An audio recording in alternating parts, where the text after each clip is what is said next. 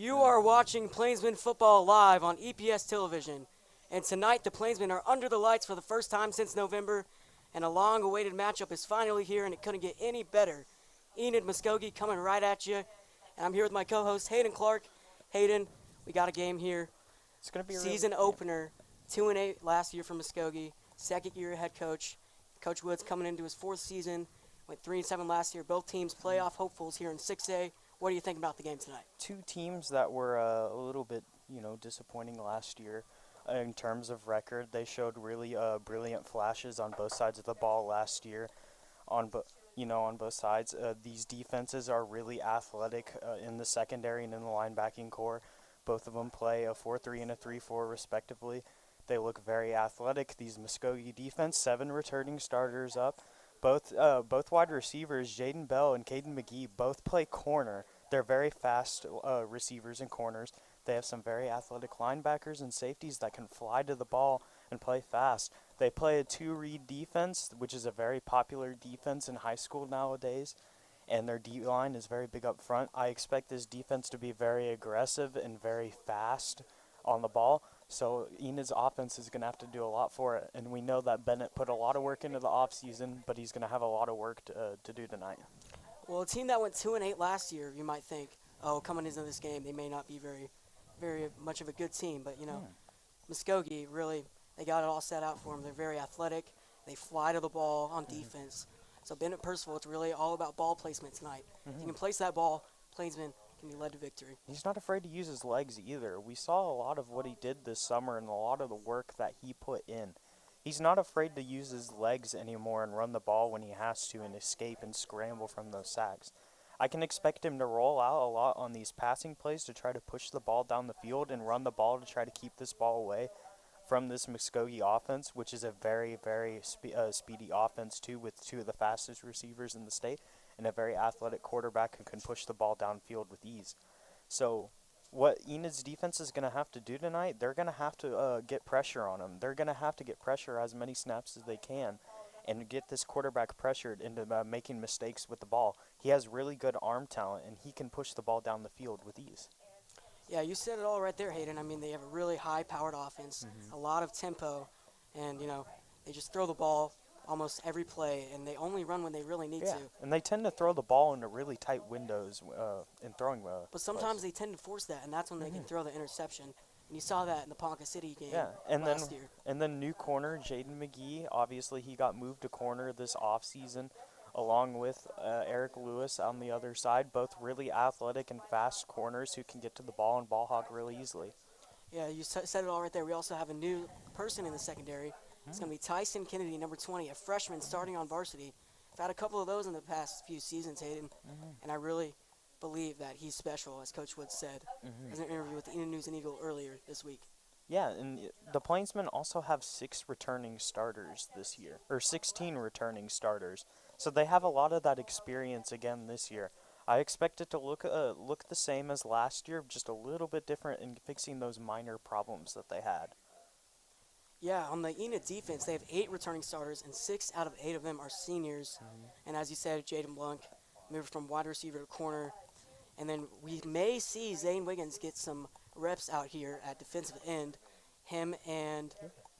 He's expected to play both sides of the ball this year. Him and Drayden Russell are going to be playing defensive end. Drayden Russell, second-year varsity starter coming into the season. He had a good core on the D-line with Ryman, Penate, him, and some others that would rotate into the game. It's great weather tonight. It's about 93, 94 degrees in the air, and I'm really excited to call a good game of football. I don't know what else to say. High school football is back indeed, Hayden. And it's a whiteout theme with military first responder night as well. The student section will be in whiteouts. They're going to have some red, white, and blue and some gold towels, said by Mr. Costello in an announcement today. It's going to have a loud student section. This is one of the biggest student sections I've seen in years for Enid High School. I mean, last year they really had a pretty good season. The students started coming out. We had some pep rallies. A lot of people were there. And I'm ready to see how loud they can be tonight. They're packed out there. I'll just say that, Hayden.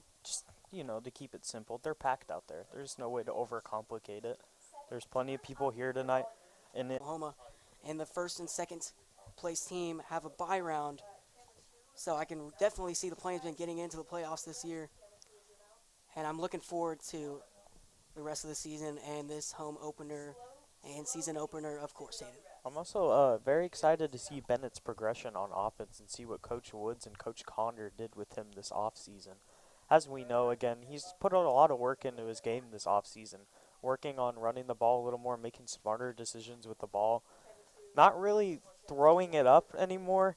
He's more so taking those smart plays when he can, taking those short throws when he has to, being patient with the ball, and waiting for that shot to open up. I really hope that we see that progression tonight and see him make those smarter plays that lead to those short yard situations, so it's not second and long or third and long now.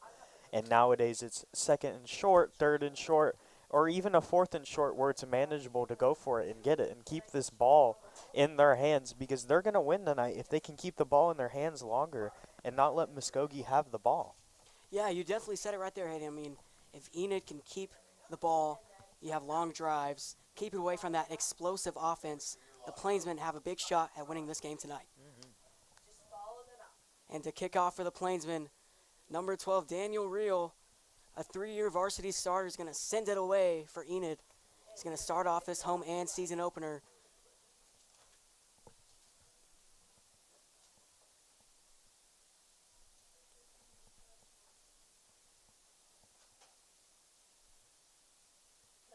(6A1) Enid Plainsmen and the 6A2 Muskogee Ruffers. Everybody lined up. Reel sends it away. Kick left side, and the kick is caught at the 35. Muskogee in their own territory, and Muskogee Ruffer offense is coming onto the field to start this game, and the Enid defense is all fired up, Hayden.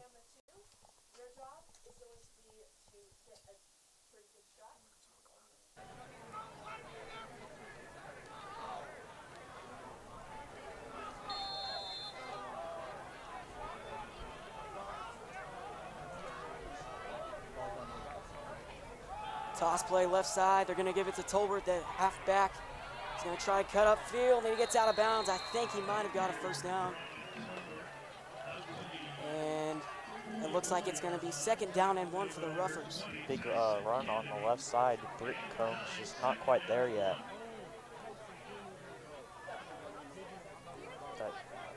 That should be a first down.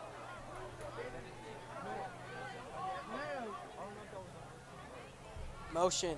Ficklin gives it to Tolbert. Tries to cut up field. Taken down. First tackle of the season. The big man, Carlos Alvarado. What a play to stop him. The first play, they didn't quite stop him. They got a really good gain, and now they fixed that up. Make sure that they can't run this ball. Add the pressure onto this offense. That's what we said that they needed to do before the game, and obviously they did it on the second play. Let's see if they can keep it up. Empty set for the Ruffers. First and 10. Quick fire right side, taken by number 31, Marcus Tommy. Big play again. This defense is now really fired up.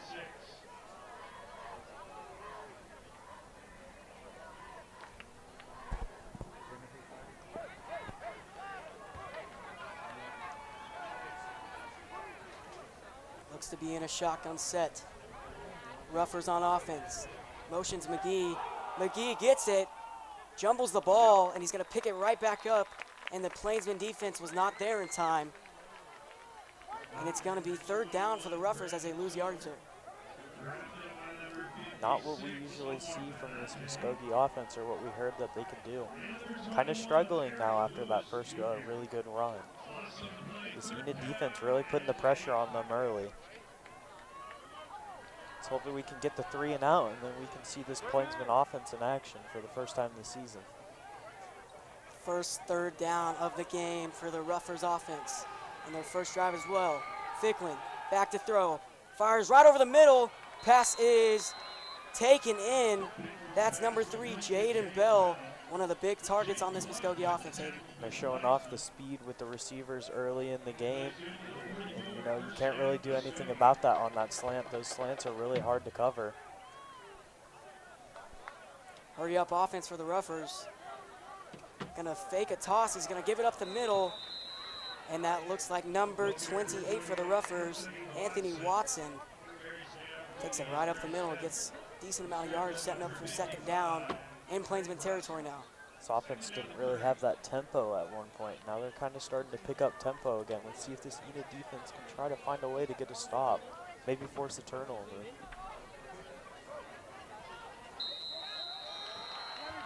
Looks like some movement on the defensive line on the Plainsmen. Yeah, and we talked about that too. One thing that we wrote down before this week's game is if Enid's going to win this game, they have to play a really clean game and not commit that many penalties. Having a penalty this early isn't that good of a sign. They can still recover. It's way too early in the game for them not to recover. Automatic first down for the Ruffers. And they come to the line quick, motion, and it's a handoff. Stuffed immediately, number 44, Britton Combs with the tackle. And the Plainsman defense are all fired up after that one. Britton Combs was staying patient on that first play of the game. He didn't quite have the angle on that run. Now he's staying patient and he gets the stop here. That'll force a 2nd and 9. Only a gain of 1.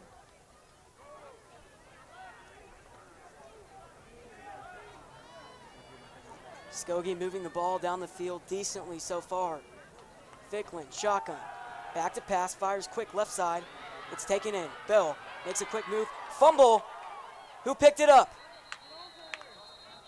And it went out of bounds. Muskogee has the ball, and that's going to be an automatic first down. Going to move the chains as it went past the first down. Nearly a really costly turnover for Muskogee. Would have been really good for the Plainsmen to get it this far into Muskogee territory. Just goes out of bounds, out of Enid's favor. You know, one thing that they've changed so far this drive from last year is yards after the catch. They look like they're really getting better at tackling instead of allowing a lot of yards after the catch. 1st and 10, Ficklin hands it off. And he's stuffed at the line of scrimmage for the 3rd time tonight by the Plainsman defensive line. Subs will come in now.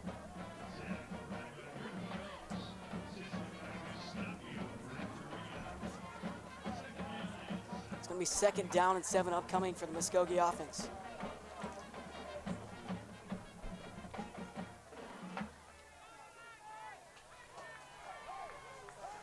And shotgun again. Ficklin leading his team in the red zone. Motion play, gives it to him. This is Bell. He's going to try to dance free, and he cannot. And it looks to be an upcoming 3rd down for the Ruffers. Enid really needs to get a stop here and force the 3. Would be a good first drive if they allowed the touchdown. And obviously, you never want to allow a touchdown in the game, but this early, if you can set the tone and allow only a 3 here, that could be a win for them. And on offense, we can see what Bennett can do. Maybe Bennett can find a way to tie it up or score.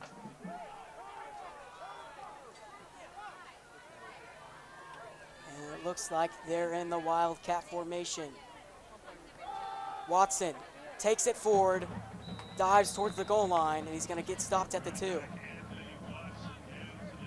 Muskogee running the ball a little more than we were expecting them to. Now they're kind of really starting to chip at it and run a little bit more than usual. Getting those gains and kind of just going right down Enid's throat.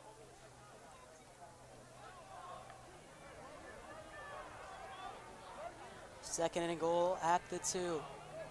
Watson staying in the Wildcat. To his left is number 4, Latavion Johnson. Takes it himself, barges up the middle, and he's stuffed again. And that's number 56, Omar Pinate. Good job on Omar to read that play perfectly and read the run and get the stop behind the line of scrimmage and get a loss. So now it'll be 2nd and goal from the 3.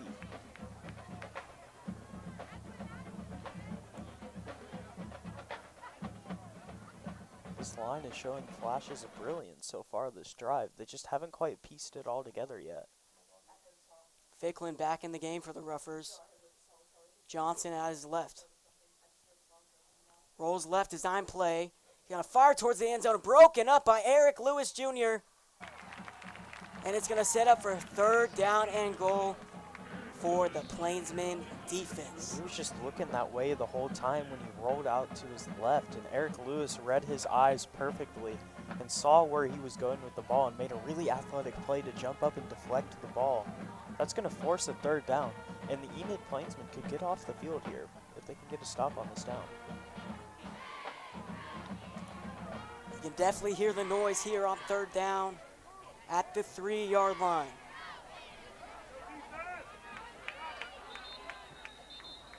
Timeout. Enid.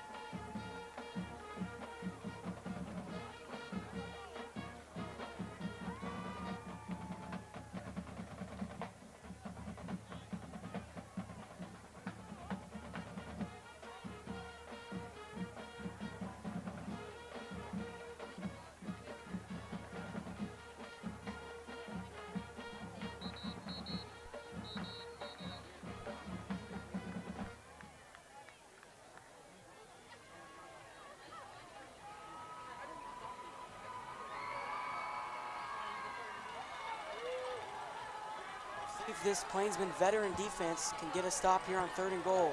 I can see Enid putting some pressure on them so they can't run the ball this play. They've been running the ball pretty efficiently so far. Motion, McGee, left side, trying to get the edge, and he will not! Dragged down, and it's setting up for the special teams for the Roughers. Plainsmen stopped this explosive offense here early on. Big play by the defense this early in the game. They bend a little bit on this drive, but they didn't break. They added that pressure on in through the middle, and they were able to get the edge and get the stop. That forces a really good field goal. That's a really good start after bending a little bit on this drive. Sends it up, and the kick is no good, off the right side of the goalpost. And the score stays 0-all here early on. Really good start now. Let's see what the let's see what the offense can do now that they're going to be up.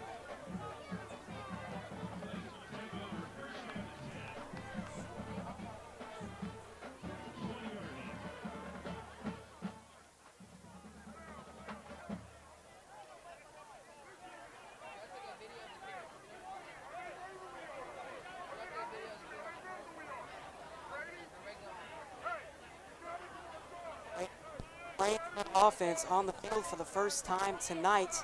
It's going to be their first drive of the season as well. And we have a new player on the offensive line, number 54, Dylan Nelson, playing right guard. We're going to see how this offense does as a whole. Let's see how Bennett does in his first drive Motions back. Andrews, gives it to Rao. He's going to cut up field, breaks a tackle, tries to dance free, and he's going to get a decent amount of yardage, setting up for 2nd down and short. Look at Luke Rao being really elusive and efficient on that run. If we can keep on running like that, we can slowly chip down the field and drain the clock and not let Muskogee have the ball on offense. That's a really promising start to the drive. You may see a double team here on Tyke Andrews. Expect Seth Carlson to have a really big season this year. He's one of those players that everybody's been talking about who can be a really big breakout player and have a really big role on this offense in that deep medium game. And he's really elusive, and he's got a lot of speed to him too.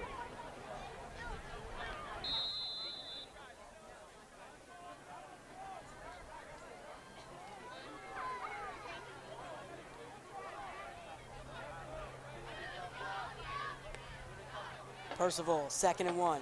Hands it to Slater on the motion. He's going to try to get past the line of scrimmage. He will. That's a 1st down. Knocked out of bounds. And that's a late hit on the Roughers. Might as well move the Plainsmen up a couple more yards. And that Plainsman team is turned up right now after that penalty. That's really big. We can see a lot of energy from them this year, except for last year. Last year they didn't have that much energy. Now they're really changing the energy they bring onto the field.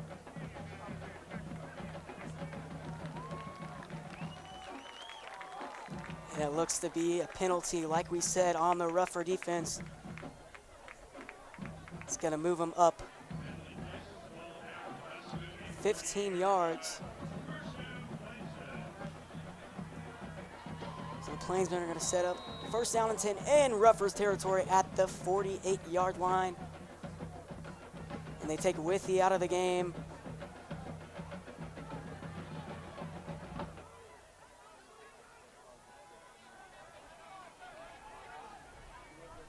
Percival in the shotgun formation, motion right side, Rao fires over the middle, intended for Tyke Andrews.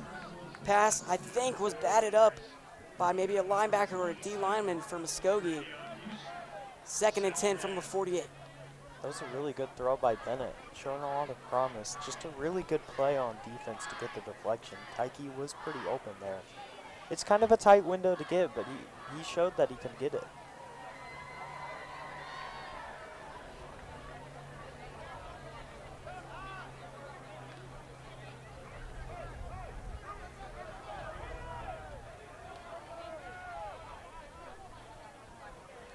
Second and 10 for Percival. Motion, hands it off to Rao. He's going to try to bounce out right side. Big hit, and that's what we talk about with the athletic defense. That's number 3, Jaden Bell, with the big one there. Jaden Bell showing the speed.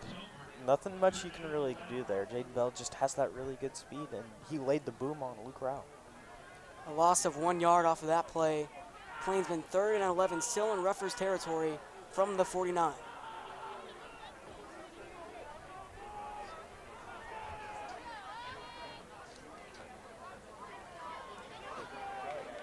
And this Plainsman team is moving closer and closer to the student section, which is around the 20 or 30-yard line on the left side. Motion Slater, Percival, snap, 3rd and 11. Rolling right, fires right, Rao cuts upfield, and that's a first down. Dances free, and look out, Luke Rao bounced outside, took it up the field and out of bounds. 1st and 10 Plainsmen. Look at the progression by Bennett there. Usually he would push the ball downfield and sort of force passes, but he dumps it off short to Luke Rao, and they get the first down. And there looks to be a flag on the play here. And if it stands, it would be a first down.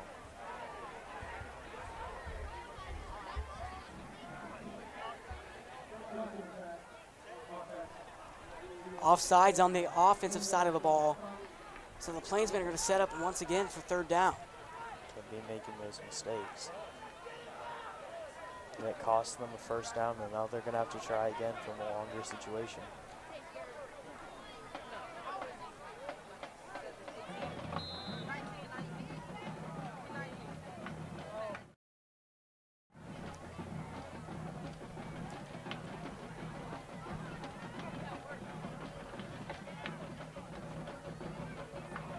Fourth and 19. Percival back in the pocket, sets up, fires over the field, and this one is taken in by a new player, Jamison Washington, number 17. His first varsity reception, and by the looks of this, it looks like the Plainsmen are gonna go for it. Coach Woods was really aggressive on 4th down last year. I can see why he's going for it in this situation. He doesn't really have much to lose out of this.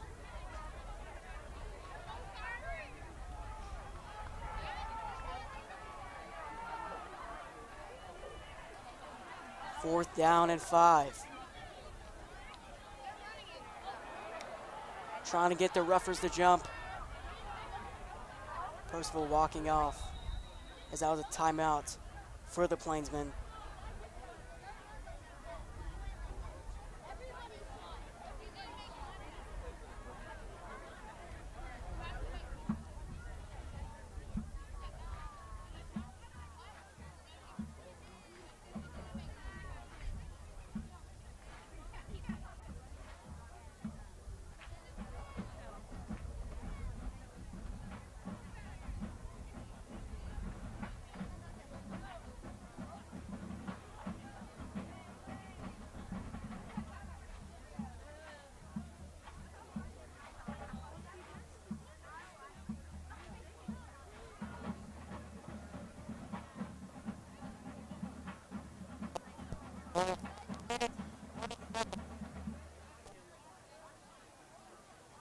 Three minutes and 20 seconds here in the first quarter.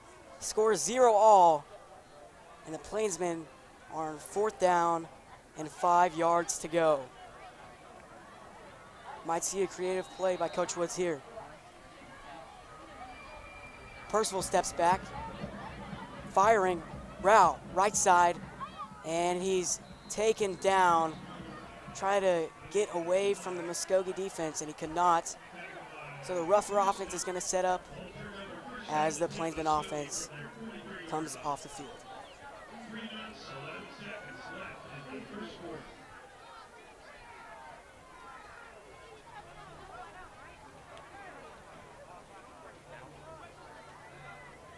Let's see what the Plainsmen defense can come on do on the field after getting that stop in the goal line in the last drive. They showed a lot of promise, but let's see if they can get the 3 and out this time instead of just bending a bit and allowing them First to and have 10, the ball. Ficklin steps up in the pocket, tries to escape, and he's taken down. That's the sophomore in his first varsity start, Gustavo. And they move the Ruffers back about 5 yards. It's going to be 2nd down and 15 for the Ruffers here. And like I said before you started talking, let's see what they can do. Maybe they can force the 3 and out here. Got the pressure. This D-line is looking really good so far this year.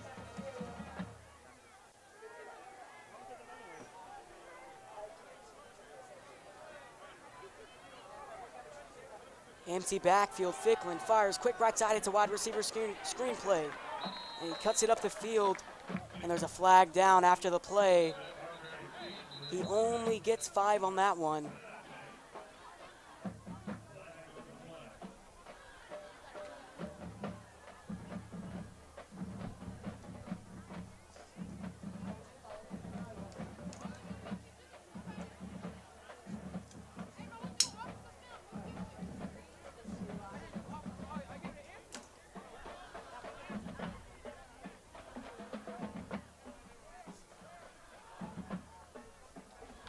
Second down and 3rd down and 9. Back to throw. Looking, fires over the middle. Open receiver, Bell makes a man miss. And they're going to move the chains for the rougher offense.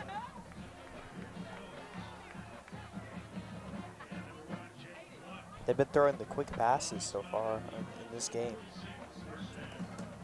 Nothing you can really do to stop these quick passes. Both of these receivers, obviously, as we've said before, have really good speed, so they're really good with the yards after the catch. Nothing much you can really do here. Hopefully they can get the stop, though.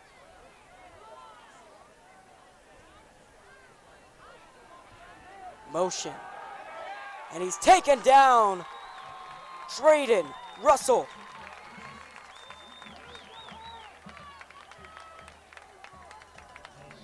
What a stop for the Enid defense.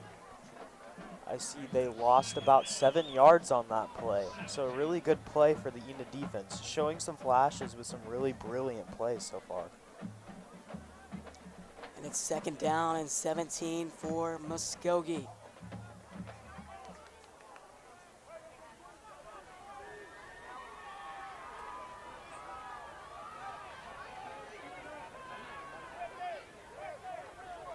Ficklin, play fake, over the middle, cut, Watson, a foot race and taken down at the 15-yard line into the red zone.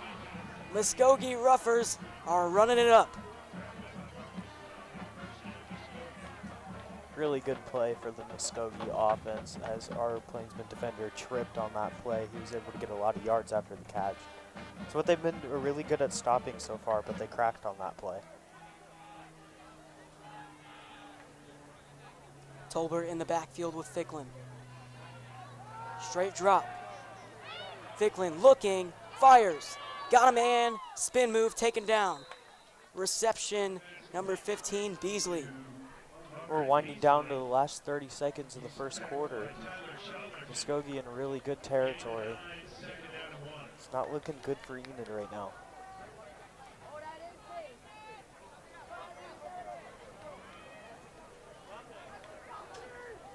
I could see them going back and running a wildcat play or two in the goal line situation. Obviously not on this play. They're not in that formation, but I could see them running a few plays here.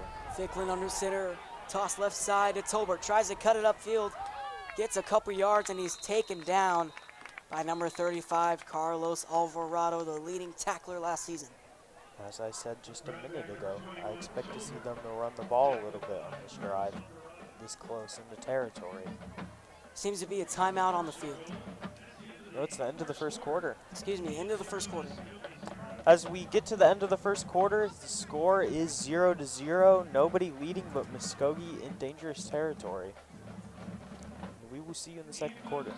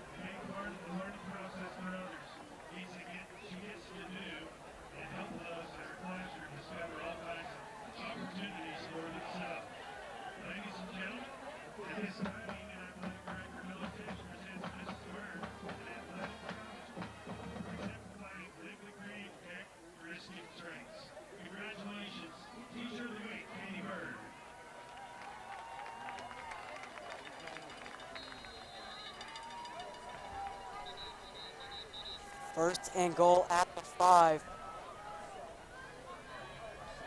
And there seems to be something happening down on the field.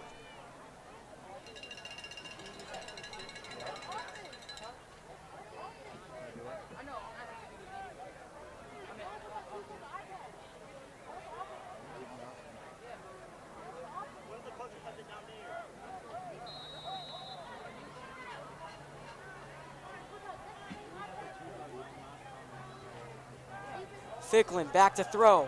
Design play. Dives forward, gets to the 1-yard line. With the reception, number 28, that is Anthony Watson, who had a huge reception earlier to get him into the red zone. Good stop at the beginning of the second quarter for this Enid Plainsmen defense.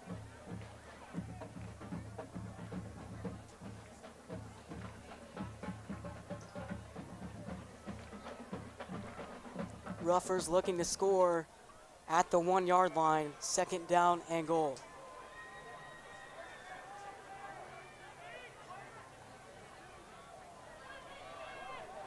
Direct snap. Goes towards the end zone. Touchdown, Muskogee. The score is 6-0 now as the special teams comes onto the field to possibly send it to 7. They've been running the ball a lot more than usual, as we said again. This time they finally break the plane and score. So Muskogee's going to score first. Let's see if Bennett and the offense can score next.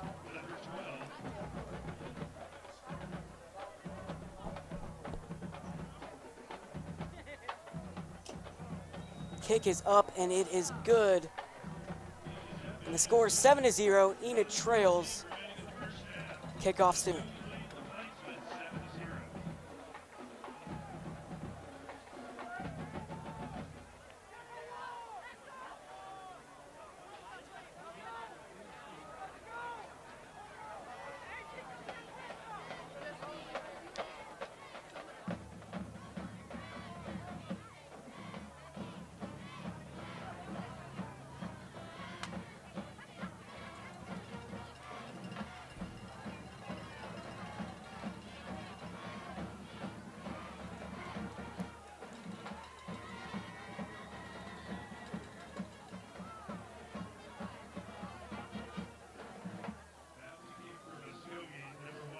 as the kickoff is about to start. Let's see what this offense can do. This offense ready to do some damage.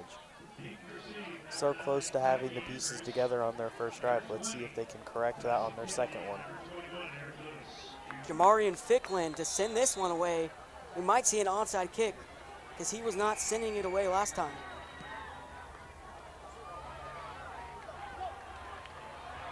It's a kick to the right side, and Lewis picks it up and will dive forward, and the Plainsmen will set up for the offense.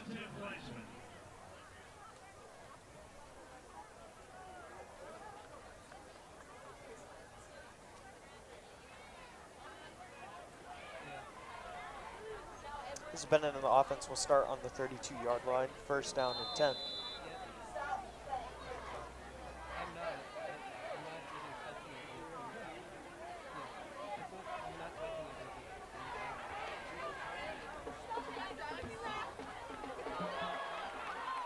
And he's going to go forward to get a first down.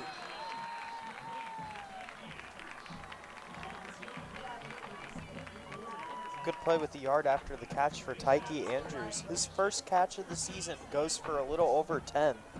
So we're going to have a first down on the 44. Bennett taking that small pass on the design to Tyke. Good start to the drive.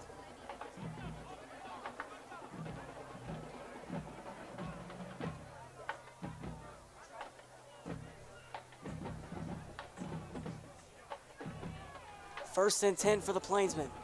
Percival. Rolling left design play. He's going to use his legs and get a couple yards and go out of bounds. He stays on his feet. Second down and 8. Look at him showing what he learned this offseason. Staying patient on the design to roll out. Looking to try to throw it deep, but he doesn't see it, so he just scrambles and takes that 2 or 1 yard. He's just showing that his football IQ has gotten a lot better this offseason.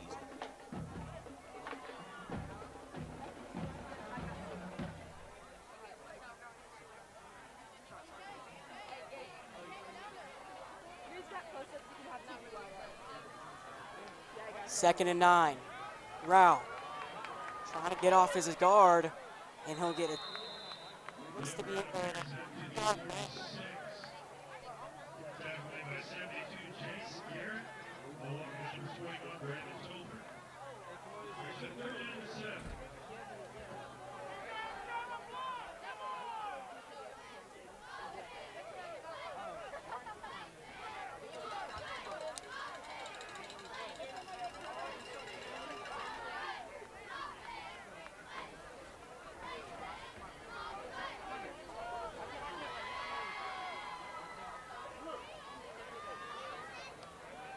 Third down, Plainsmen in need of a first down, and there's a flag down on the field. May have been an early go on the Muskogee defense, which would be an offsides.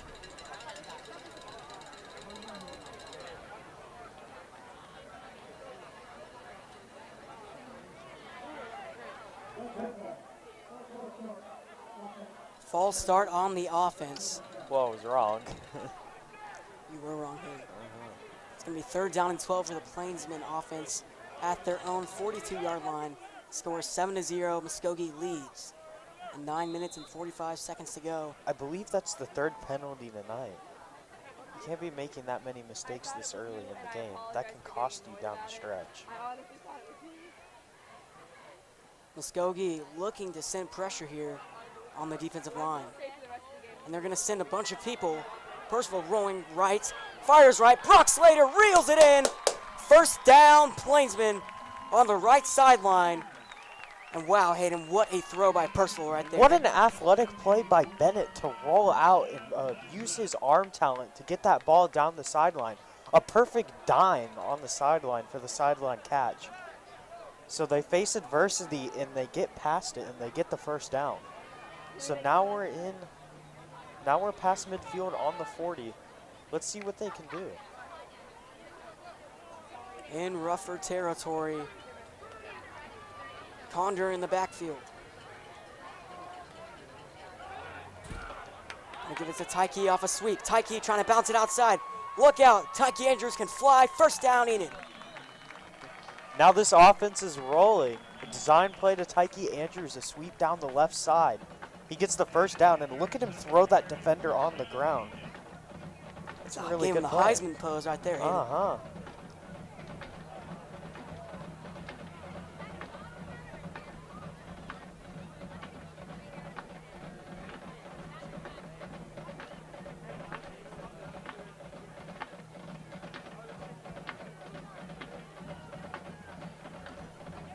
It's going to be first down and 10 at the 30.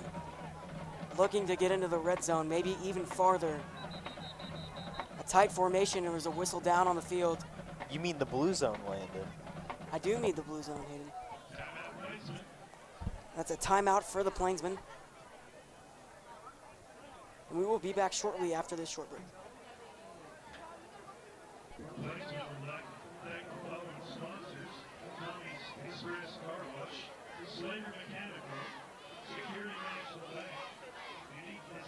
T-shirts and more. Well, oil field services and the Box Foundation. And the football program appreciates your support for this 2022 football season.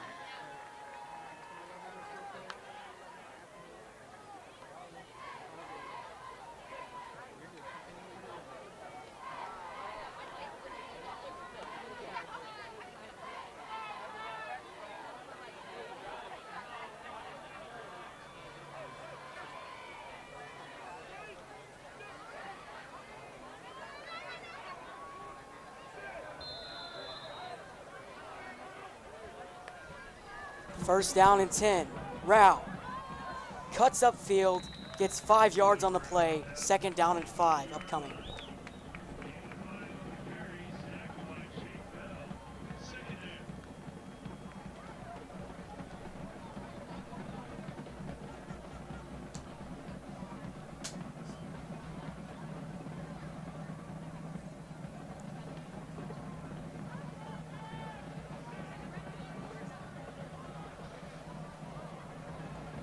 Ball on the 25, second and 5, a little under 9 minutes. Percival fires quick right side, Andrews reels it in. Trying to get off of Bell, and he will get into the blue zone for the first time tonight. I was just about to say, they're finally in the blue zone. Tyke making the catch, trying to drag him, can't quite do that. Got about 2 extra yards after the catch.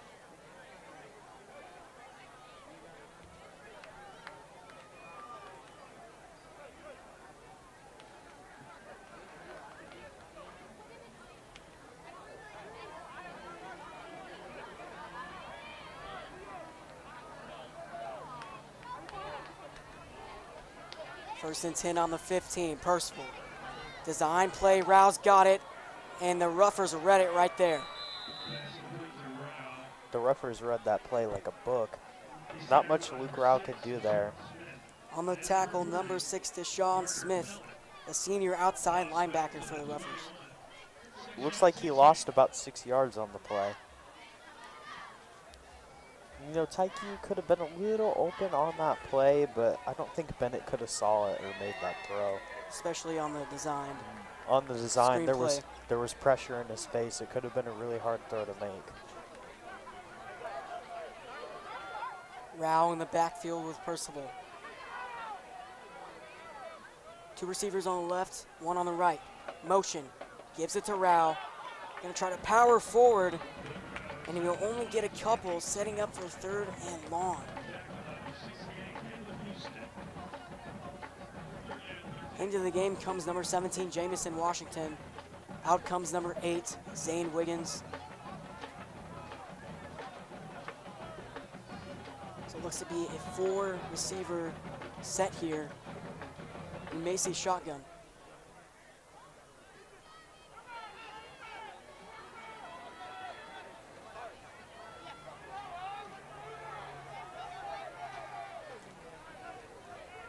In the shotgun. Seen a little bit of spread here. Percival rolling right, looking right, fires. Andrews reels it in, walks into the end zone. Touchdown, Enid. Look at the throw by Bennett Percival on the rollout. getting it in the tight window to Tyke, and look at him bully the defenders to walk into the end zone for the touchdown. And you wonder why they call him D1 Tyke. Standing ovation by this Plainsman country here. What a play. I think we need to give a lot of credit to Bennett there with that throw. Not a whole lot of people can make that throw that he just made. Now the special teams unit onto the field to hold number 82, Mason Benton. Kick is up. Kick is up through the uprights. And we're all tied up here at D. Bruce Selby Stadium. Score 7-all. 6 minutes and 43 seconds to go here in the first half. And, if you can see, the push-up team is going down to get the push-ups in after the score. Shout out to Sergeant Nelson. And Colonel Murray. And the energy on the Plainsman sideline after that score is wild. Almost halfway done with this game here. Approaching halftime. Yeah, and coming up at halftime, we have a really exciting interview with Mr. Molinax, one of our principals here at the school. The freshman assistant principal, to be exact. I'm really happy to get to host that interview for you guys. We're going to talk to him a lot about the school, some of the new electives that we have here. It's really exciting.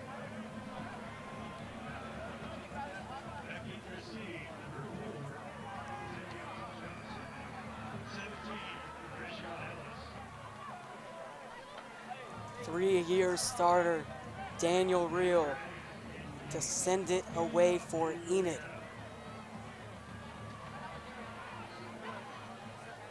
And you can really hear the noise tonight, Hayden. The noise after that play. This team is so excited right now. So high kick, right side, caught. And Muskogee's gonna set up at the 36-yard line. See what this defense has in store after the really good drive for them. Last drive, holding this Muskogee defense down. If you can get this explosive offense off of the field, Hayden, and get the Enid offense out there before the end of this half, it'll be looking really strong. Be looking really strong. Yes, indeed. If we can get this offense off the field and force the turn. And it's a handoff. He's gonna go up 4 yards, and that time it's number 4, Latavion Johnson. Not the featured back on this rougher offense, but he's gonna take that one up for 4 yards. Gonna set up for a second down. My goodness, I was mixing up my words on that last play. I was trying to say if this defense can get the stop and this offense can hold the ball long enough and get some points on the board before half, we'll be looking really good coming into the second half.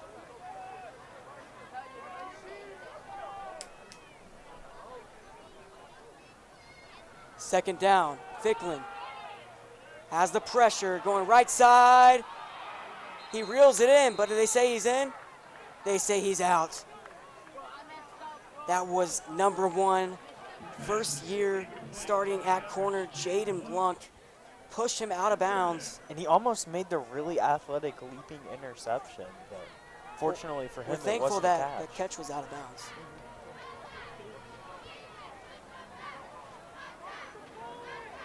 Obviously, he is now one of the starters at corner. Devin Gaines is no longer one of the starters. A big third down here in the second quarter. 3rd and 6. 6 minutes to go. Ficklin fires. Left side wobbly. And Lewis saw it coming, but it was too late.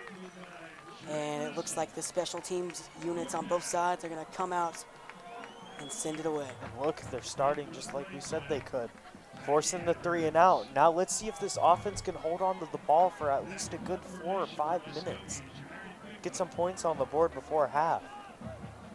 This is looking like a good turnaround for the Plainsmen. Looking like it could be their game now. Back to receive the big man, number 9, Tyke Andrews. High snap. Ficklin sends it. And Andrews gonna let it bounce. And that's inside the 15-yard line. And Bennett Percival and his Plainsman offense looking to get ahead here before the end of the first half. Big 85-yard drive. Setting it up perfectly to burn the clock, huh, Landon? Yes, for sure, Hayden, for sure.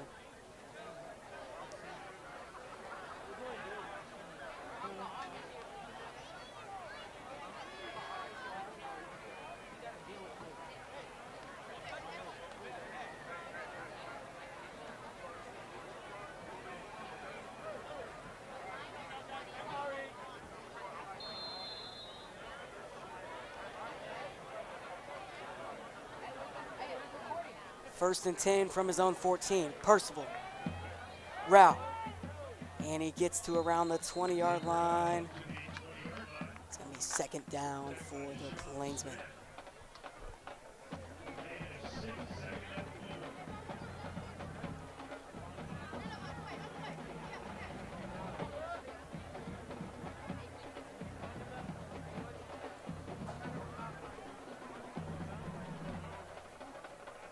Clock ticking down right now.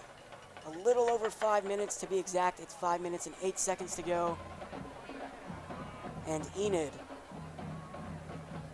on second down and 4.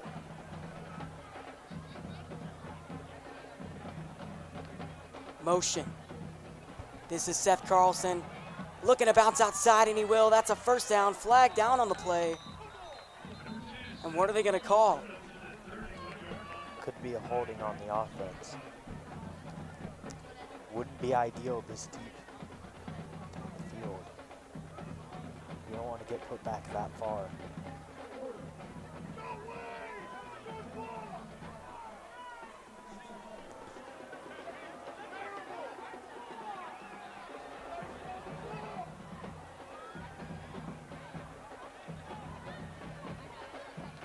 So that'll be a holding on the offense, unfortunately. They'll be down on the 9-yard line now.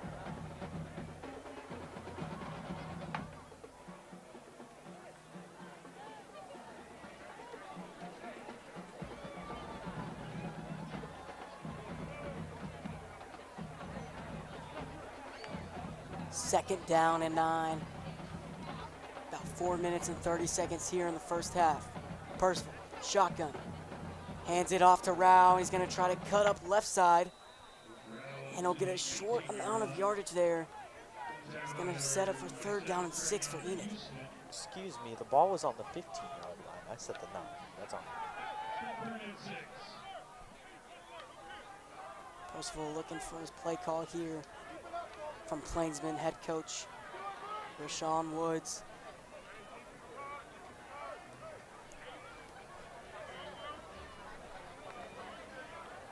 Good chance to give him momentum shift here. 2 to the left, 1 to the right. Motions Rao left side. Percival gives it to Andrews, and that's a first down for the Plainsmen. The Roughers were not there. Tackle by number 8, Caden McGee. And there's that momentum shifting play that you were talking about. It's just a good catch. Gonna up the tempo here. First and 10 from the 29. You see, Tyke's been making the catches so far tonight, but Muskogee has been doing a really good job of stopping him from getting the yards after catch. And that's what he was so dangerous with last year. He's still having a good game, but they're stopping him from getting any more yards. And a tight formation, and they're gonna give it to Andrews off a pitch. And he's gonna try to dive forward, and he'll only get 1 yard. It's gonna set up for second and 9 for Enid.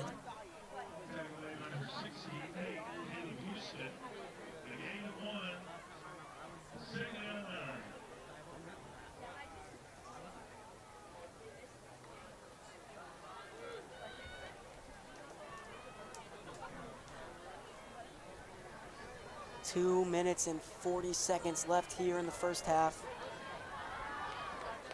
Tie game here in Enid, Oklahoma. First week of Friday Night Lights. Hayden, what a night it's been so far. It's been a really competitive game tonight. Just as good of a game as we thought it'd be. Fires Andrews right side, and he's gonna break a tackle and get pushed out of bounds. He's only gonna get 3 off of that play, or excuse me, 4 as the ref moves right. setting up for 3rd down and 5. Another 3rd down here, Hayden. Big 3rd down here at this point in the game, about at the 2-minute mark. They got to convert here. Look for a short pass to somebody to see if they can get the yards after the catch. And out of the game.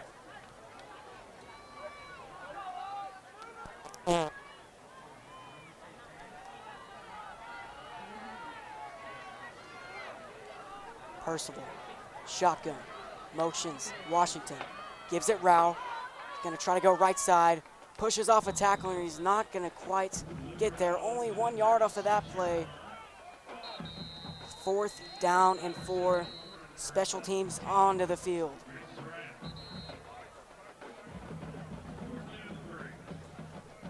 And there's a timeout on the field, Muskogee. Now let's see if the defense can get a stop and keep it as a tie game before the half. We will be back shortly after this short break. Score is 7-all. Tie game here in Enid, Oklahoma. 4th and 3, ball in the 36. We will be back soon.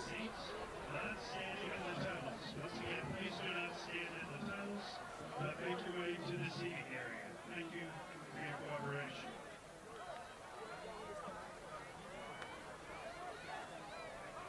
Some 6A scores around the state. More at Edmond Memorial scores 21-all in the 2nd quarter. Jinx at Edmond Santa Fe. Jinx is trailing by 3, and that's a surprising one, Hayden.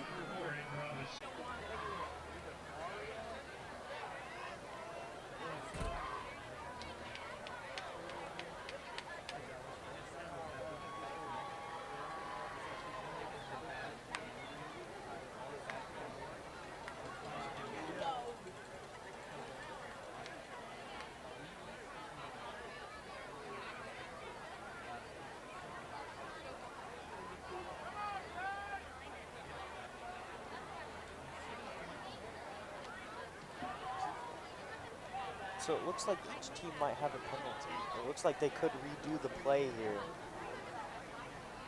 It's an interesting call. Let's see the call.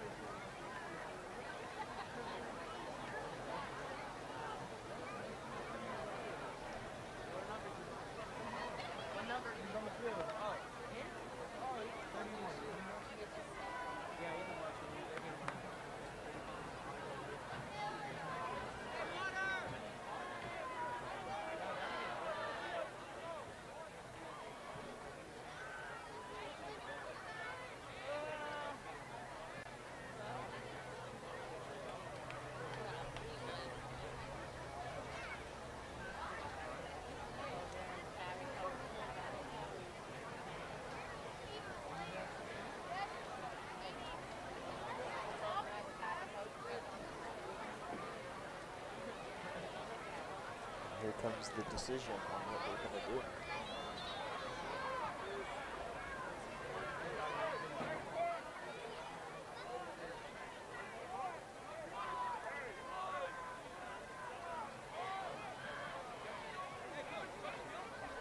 And it looks like we're going to get a re-kick.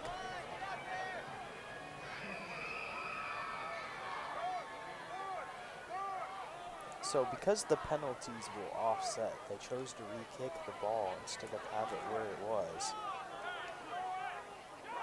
So they could get worse field position here with about minute 46 left.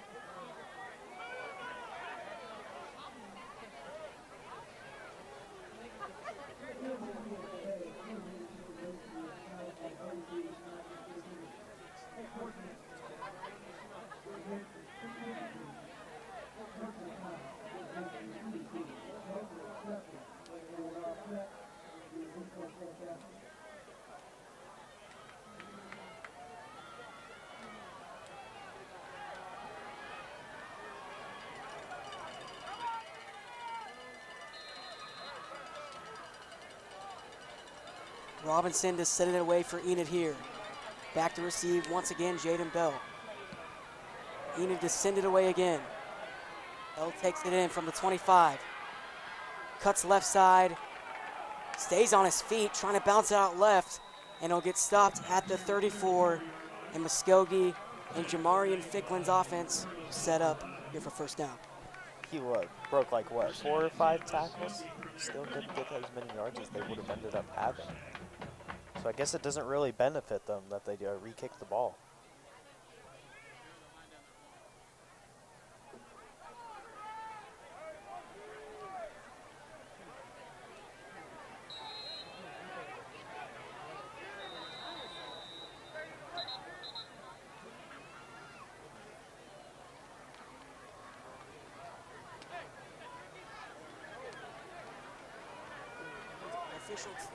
Official timeout on the field. One of the players had illegal equipment on.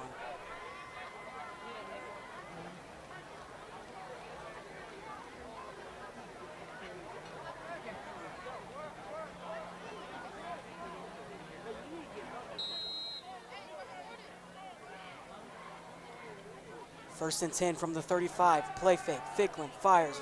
Right side. Quick screen pass. And he's dragged down. That's number 56, the big man, Omar Penate. His second big play of the game. Obviously, you get dragged forward, so you get a little bit of yards, but he was able to get the stop, the big man with the stop.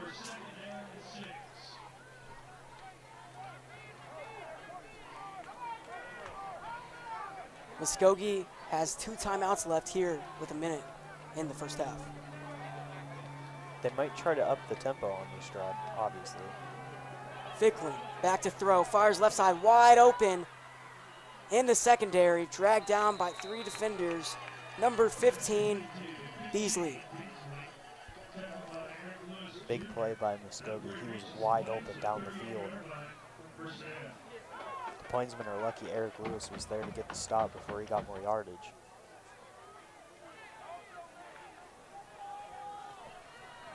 First and 10 at the 38, 40 seconds left in the first half. Quick fire right side, trying to dance free, and he will not. Taken down, and that is a first down. 33 seconds to go, clock is running. Student section making some noise. First and 10, Ficklin firing towards the end zone, and it looks to be a push on Eric Lewis Jr.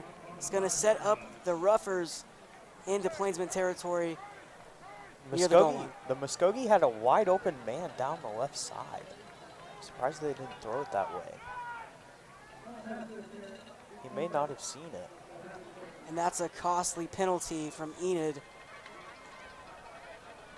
Not only will they be closer, the clock stops too. Half a distance from the goal from where the foul was.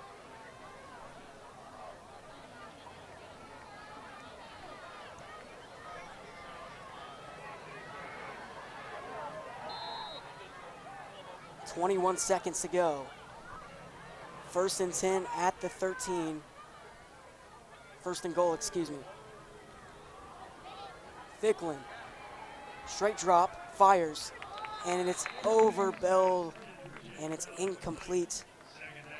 Setting up for second down here. 17 seconds to go this time.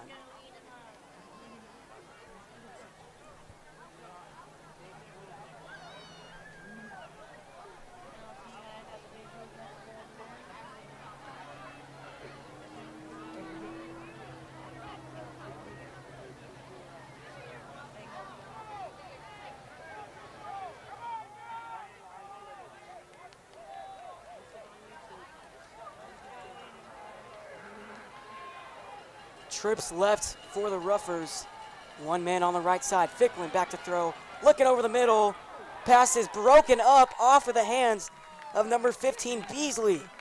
Man, he was wide open too, but he drops the ball. That's a costly drop for Muskogee. There's only 11 seconds. They may be only able to run one more play. What could have been a touchdown might end up being a field goal instead. That's costly this late in the second or first half for them. These next couple of plays are going to be some of the most important plays of this game tonight. And if Enid can come up with a stop, that would be amazing hitting. Enid caught a break there. Back to throw, third down. Ficklin fires, hit as he throws it. Are they going to say he has it? He has it. Touchdown, Roughers. wide open in the secondary. And Ficklin just made an amazing throw there. Yeah, he was wide open. He was able to, that ball was a little low though, so may not have been a perfect throw, but his receiver was able to make the athletic play and dive down for it. So after making the mistake with the drop, they were able to recover and get the touchdown. And there's 5 seconds left. Really good play to end the second half, or first half. The special teams units are on the field. The kick is up and good. Score is 14-7. Enid trails 7 points. 5.9 seconds to go here in the first half. And coming up in about 2 minutes or so, we're going to have our halftime interview with Mr. Molinax. I'm very excited to do that interview. We're going to talk about a lot of the classes and stuff going on at the school.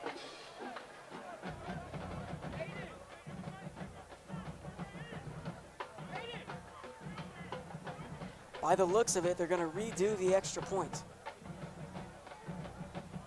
Movement on the offensive line. And they're going to move them back 5 yards here.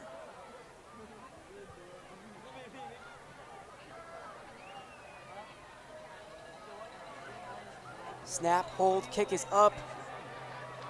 And there's another flag down. The kick was good. Extra point up and good. Flag again for that.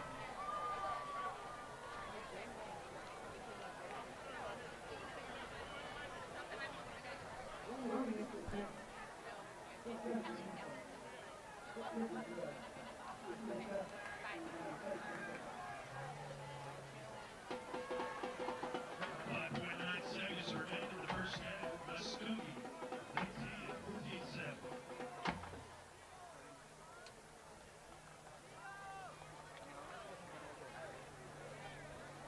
There was a roughing the down. And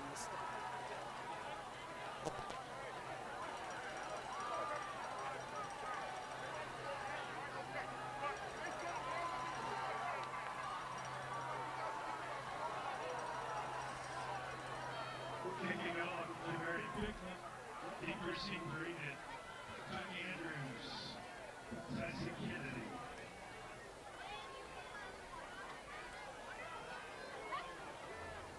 Also, Aaron Lewis Jr. Ficklin to send it away for Muskogee.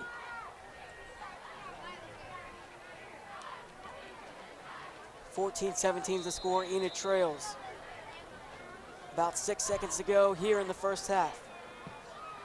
Line drive kick towards the middle. And Andrews is going to pick this one up. He's going to make a cut upfield. And he's taken down. And that is the end of the first half. Score is 14-7. And we have an upcoming interview. It's going to be Hayden and Mr. Molnax. And I will see you later in the second half.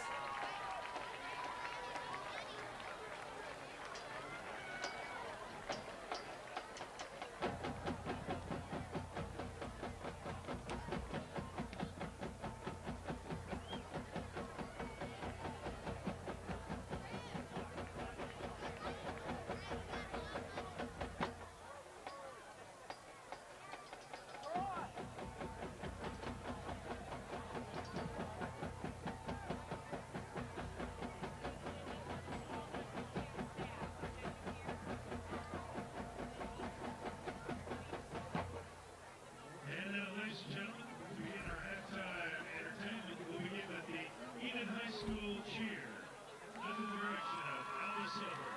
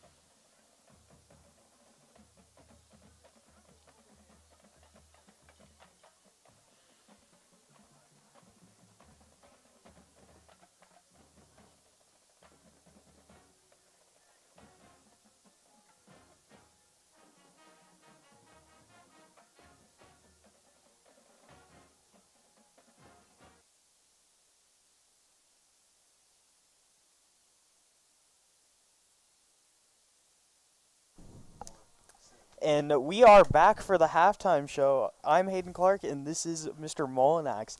Hayden doing a great job. Thanks for having me here tonight. I'm glad you're here tonight. We have a lot to talk about tonight. Obviously, a new school year, a really exciting school year for you. Yes.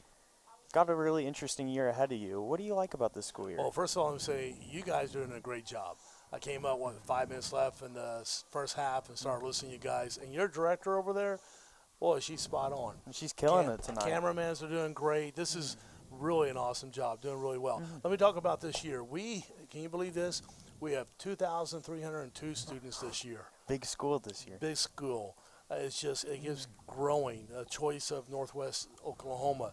I want to say this is my 4th year here at Enid High School, and this has been the best first week start of all the 4 years I've been here. Really? It has been. Well, you think about it. You have 2,300 students. We got all of our teachers filled in. We have Mr. Liddell returning. This is our first principal to be back to back to back, 2 years in a row. And the kids are more mature. They're doing really well. So we had a really good class start for the first week. A lot of really new faces, but with a lot of new faces comes a lot of new electives and classes to take. You said you have a lot of classes you want to talk about that you're excited about. Well, first of all, talk about Mr. Crowley and his aviation program he's brought to Enid, Oklahoma. New class this year. I tell you what, if I could be a high school student and go to Aviation 1, by the time I'm done with 4 years up there, they got flight simulators to teach you how to fly a plane. It is awesome. And it's not just that. You got drones they're going to be working on. You also have the mechanical part, engineering part. It is amazing. I tell you what, one day you guys will take your broadcast, you'll go in there and you'll show the flight simulators. It's going to be pretty amazing. It's a great program to have in high school because we work hand in hand with Vance Air Force Base. And so that helps a lot, yes. Now, obviously, EPS TV. Last I checked, we're still the only 1 of 3 high schools with this type of production weekly and daily, and I like that. If it's more, that's right, they're following our lead. But our studio, ladies and gentlemen, if you ever get a chance to go to high school, when we make our videos in the studio there, it is by far the best in the state. It's amazing. We are actually one of the only schools in all of Oklahoma that is a student-led EPS TV class. So, and see, that's what we love about Enid High School. We're all partners in learning. Administrators, teachers, students, we're all partnering together with the parents, and we're all trying to get together to help prepare Enid High, to prepare you guys for the real world. And this is just quite amazing. Other electives, 3D modeling. I have a trophy made by one of my students for me, like the Lombardi Super Bowl trophy. and that we also have esports. It's not an elective course, but they went out and got 3rd today. Shout out to Mr. Parker. Great job at esports. We have so many new electives with cyber security, which is one of the fastest growing job openings in America. If you have a chance and get there and hack into someone's computer, come on in and be cybersecurity so that way we can get you a good paying job one day. You have a lot of interesting stories to tell. In your time as a principal here, what is your most interesting story you have? Oh, goodness. Hayden, okay, my first year, principal, new to the program. I was called down to the Welcome Center, and we had a guest who wanted to come into our building, and I said, well, you can't until you take the snake off your neck. There was a snake wrapped around her neck. It was her pet snake. It was great, but we couldn't allow that to come in. So I was able to get a tub, put it in there. I was going to stick it underneath the secretary's desk, but she wouldn't like that too well. So poke some holes, let it breathe, and she went and visited, and then came back and got her snake. Should have scared Liddell with it when you had the chance. Well, him and I were assistant principals at the time. He was my buddy. I didn't want to lose him. And speaking of Mr. Liddell, I tell you what, first time I met him, I think I understood 7 words he even said. Now I'm up to like 3. The man is amazing. He's so devoted in high school. He loves his students.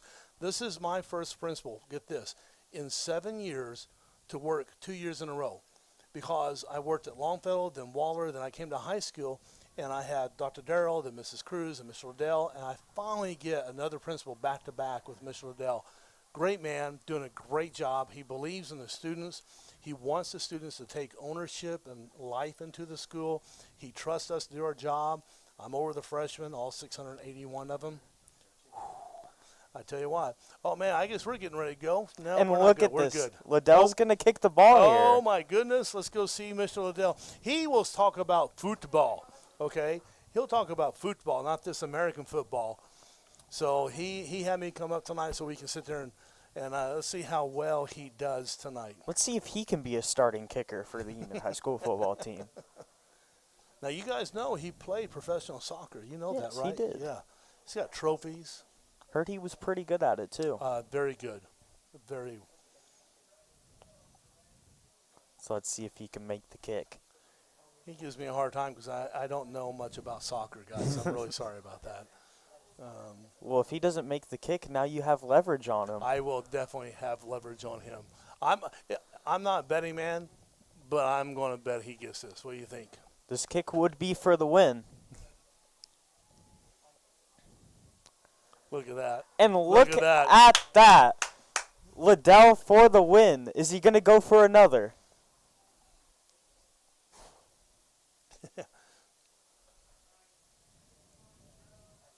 Was there any doubt? Now we'll see what happens. We back him up a little bit here. And last year he kicked with dress shoes on. This year he finally changes his shoes. Yeah, he did, didn't he? Well, he's not competitive at all, you know. He's going a little longer now. He is. He's going for a 20-yarder. There it is. And it's good. Look at that. You think he's going to go further? He's going to go farther. Yeah, he's got his shoes on. This is what Mr. Liddell does. He likes to push himself and the rest of us beyond what we can think we can do. He came to play tonight. He did. 25 yards. And it's good. Look at Mr. Liddell making all three of his kicks. Is he going to stop here? He may not stop. No, he's going to. That's it. What a great job of Mr. Liddell. 3 for 3 on the night for Mr. Liddell. Hey, speaking of 3 for 3, what did you think of the first half yourself? The first half was interesting. There was a lot of really spark plays for this Enid defense and offense. They looked like they had some of the pieces together at some point. That first drive, their defense bent a little bit, but they didn't break, and they ended up forcing the field goal that they missed. Unfortunately, Muskogee did score the touchdown at the end of the first half, and Enid's not completely out of the game. No, They're not even close to that. No. But They will get the ball back on the opening half, and I'm going to tell you, if you watch, conditioning will be really powerful here the next, especially halfway through the fourth quarter. We lost so many games just right there. And this group, the senior-led group, was my last group of guys I helped coach. They know how to win. This team's going to really do well. So it's going to be a very interesting halftime. This team's just got to fix up all the tiny errors. Last year, there was a few games where they lost by 6 points or less, and heartbreaking games. Yep. It looks like they have a lot of new energy this year. It They looks do. like they've really tried to forget last year and move on to this year. Coach Wood has done a great job, and his staff, and Mr. Baldwin, Coach Baldwin in our weight room. By the way, if you've seen our new weight room, golly, guys, it's amazing with all the new weight room. We got another new weight coach helping us out. All of our programs, all of our athletic programs have weightlifting now. If able to help them be more prepared on the field as long physically as well as studying the game and everything there. This team looks a lot more physical than last year. Let's hope they can put the pieces together completely the second half and play a full game of football. So what about you? What year are you again? I'm a junior this year. How's your junior year going? It's going pretty good. Yeah. It's kind of smooth first week, back, and we've had a lot of preparation for this game. We've been going around all week and as much notes as we can, talking to players, talking to coaches, seeing what we have to do.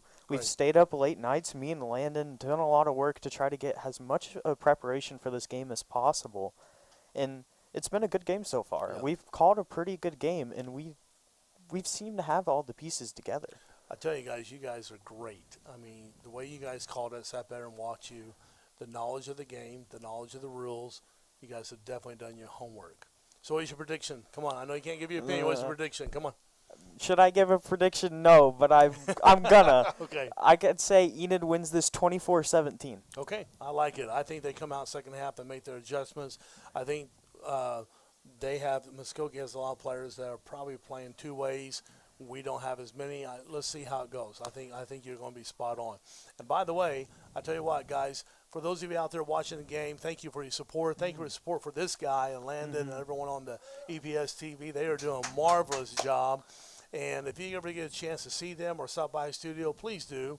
These guys work hard, ladies too, you all.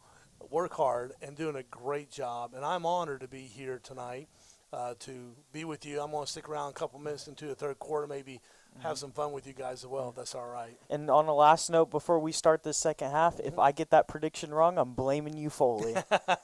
I'll take the blame, buddy. That's no problem. That's what I'm here for. And I'm Hayden Clark, and we will be back at kickoff. Go Big Blue.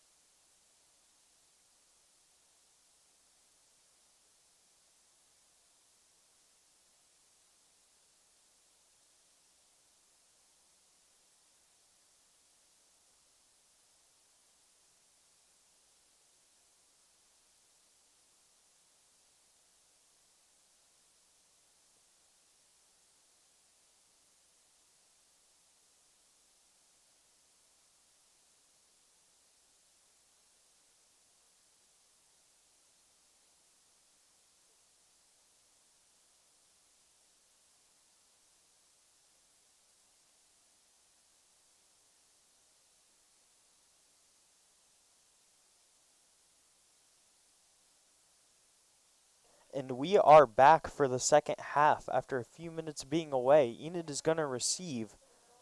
Let's see what they can do. Taiki back deep to receive this ball. Had a little bit of a play at the end of the first half that looked like it could have been something, but he got tripped up.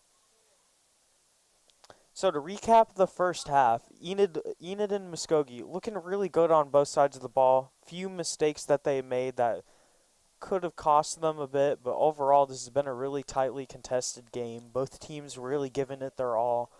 And let's see who can come out in the second half and take this game away. A quick score at the end of the first half by Muskogee. They are ahead now 14-7, and it is a partially low kick towards the left side, recovered by Eric Lewis Jr. Plainsmen offense. They're going to set up here for first down and 10. Start of the second half. Hayden, what do the Plainsmen need to do?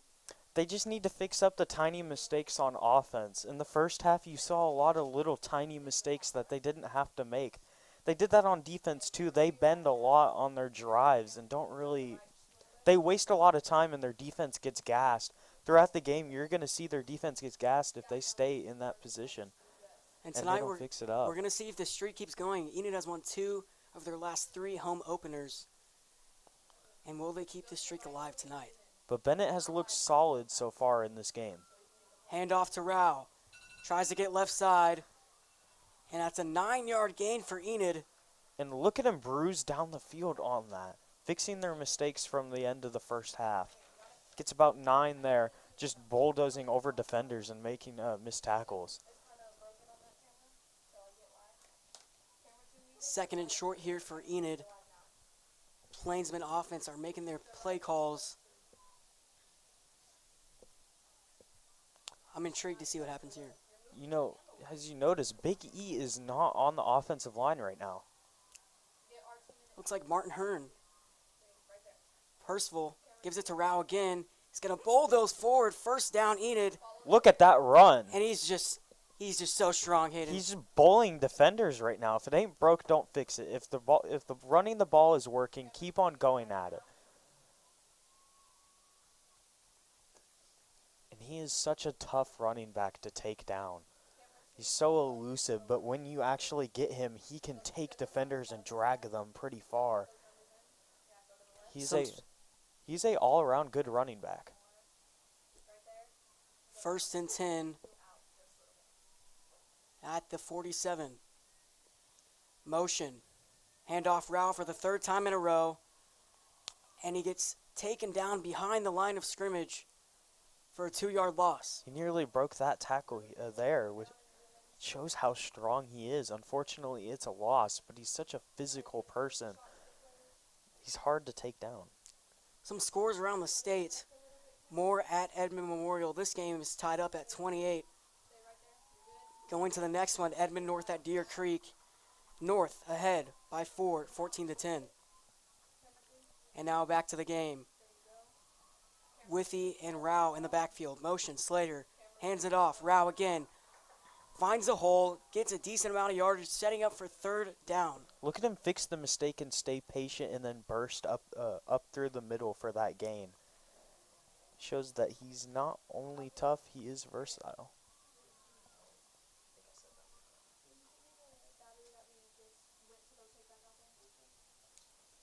Rao, the featured back for this Plainsman offense, had a great sophomore and junior season.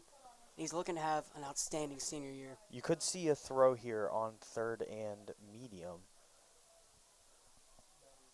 Maybe a quick throw to see if they can just get it after the catch. Handoff Rao for the 5th time in a row. And look out. He gets another 1st down.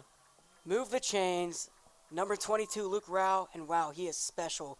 He has a couple of college offers on his resume. And this guy can bulldoze. Well, look at that. Look at him go down the field and just bulldoze through defenders. Taking a 3rd and medium and making it a 1st and 10 on their side of the field now.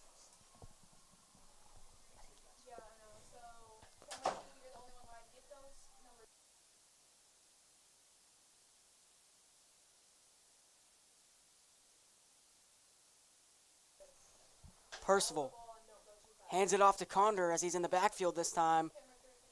He'll go forward for a couple of yards, and 1 to be exact.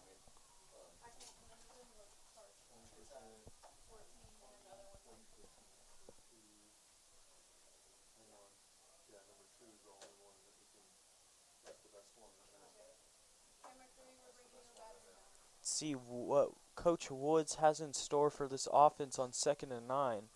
Coming out of the half, they're looking strong on offense. 8 minutes and 30 seconds to go here in the 3rd quarter. 14-7, Enid trails. Withy and Condor in the backfield.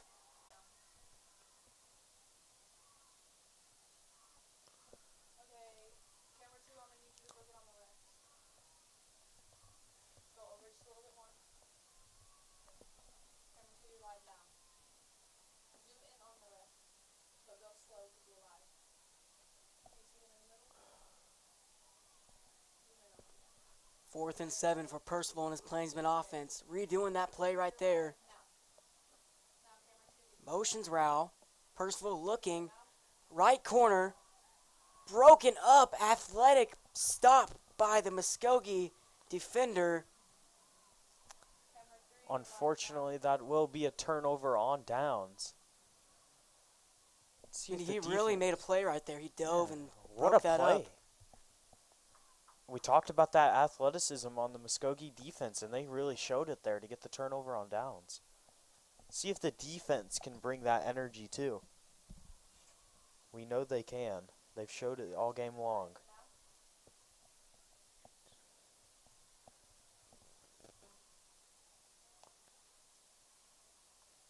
Another score around the state.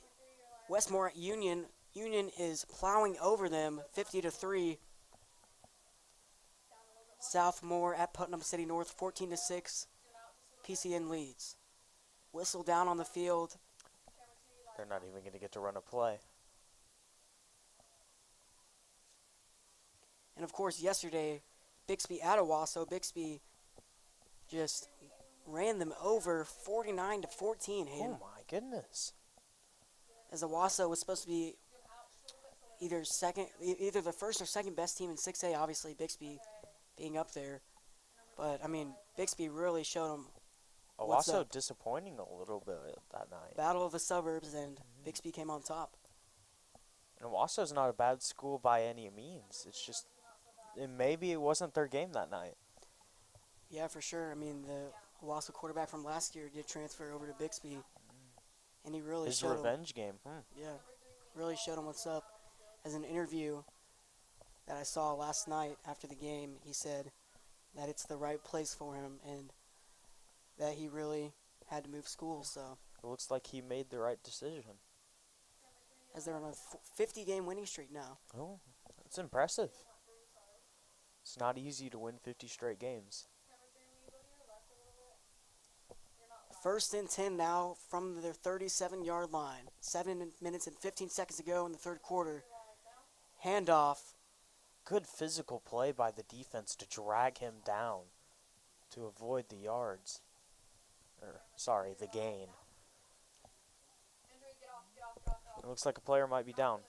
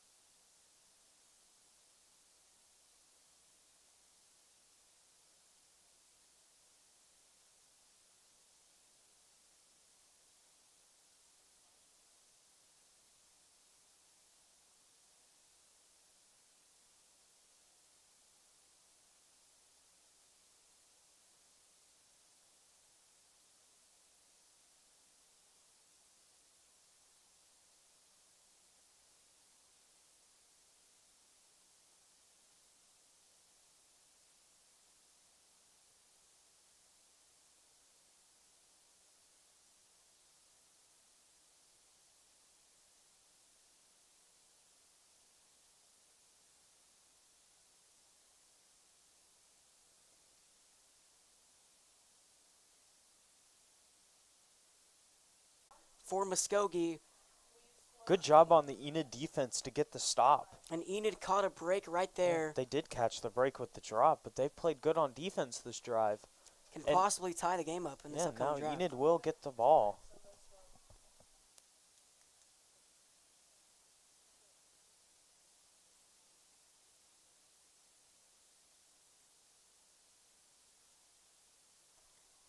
Pick when to punt this one.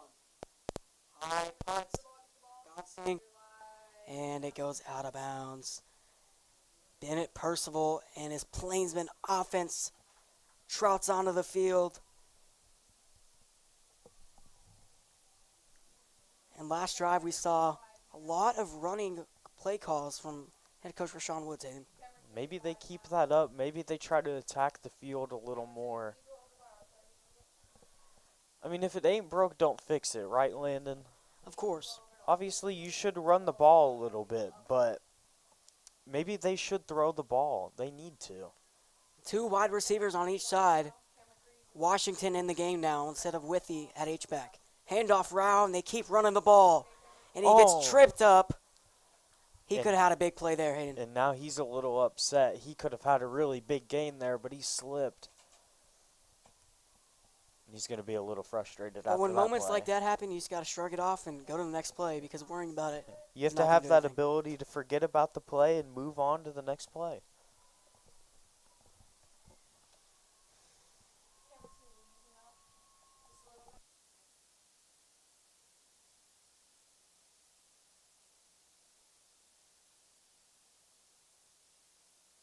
Let's see if they go back at the run this down. Percival looking. Percival rolling. Goes out of bounds. And that's a late hit. Clear has day a late hit, and look at that sideline getting excited as he can take that hit. He's gotten a lot stronger about it. And we'll await the call.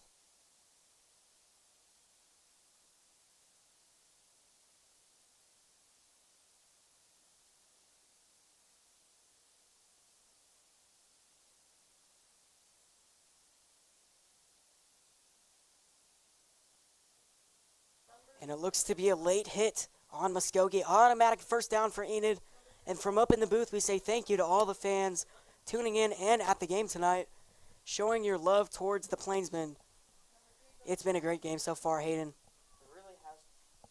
It really has been. And after the penalty, let's see what they do on offense in this play. Percival, play fake, over the middle, through with his hands. Nearly a perfect design for a free 10 yards or so. He just drops it.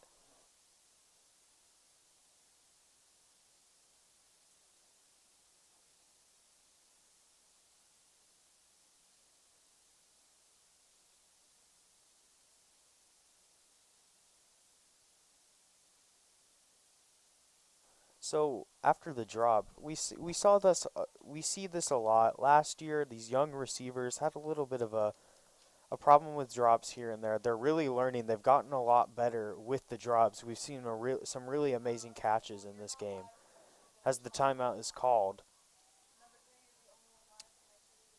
Hopefully they can learn from these drops. I really think they can, but we have seen that problem a little bit.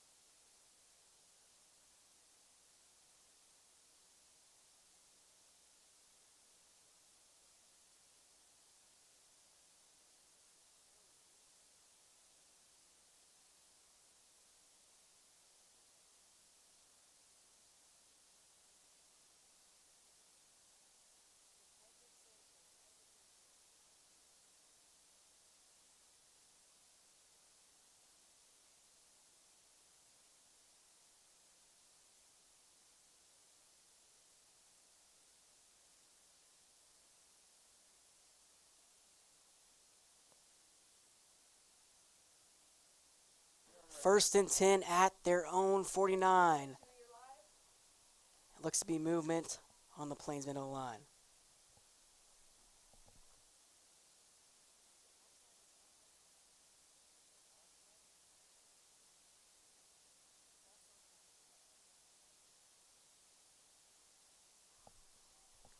Second and 10.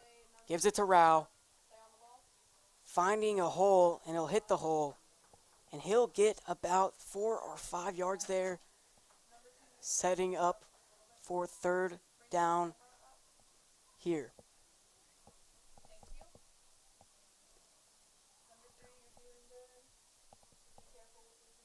Crucial third down here. Or, excuse me. It's a crucial third down right now. If they really want to tie the game up, now is the time to get this first down and get down the field. And you got to attack down the field. You got to throw the ball. Can head coach Rashawn Woods make the right play call and send the Plainsmen into promised land? Well, of course you can. Percival. Quick throw, low catch Andrews. Cuts upfield, and watch out. Tyke Andrews can fly into the secondary. One man to beat, and he'll make it into the end zone. Touchdown, Plainsmen. And what a lightning strike play by Tyke Andrews. And look at Bennett to make the escape and dump that ball off to him, to scramble out and improvise on a play that looked like could have been dead. And look at Tyke take it and use his movement to get down the field, down the sideline, and he has speed over anybody on this defense. A play that could have been disastrous turned into a, how many yards is that, Hayden? Quite a bit. I don't think...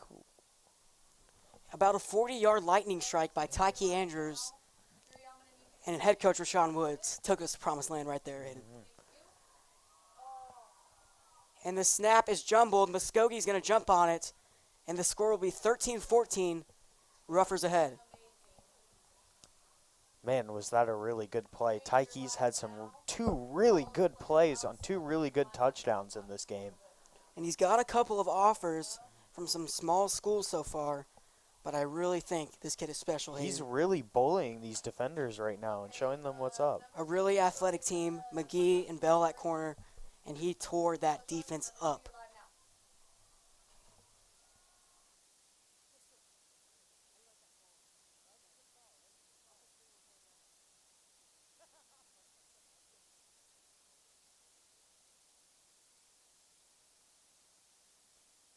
And there is the push-up team doing their push-ups.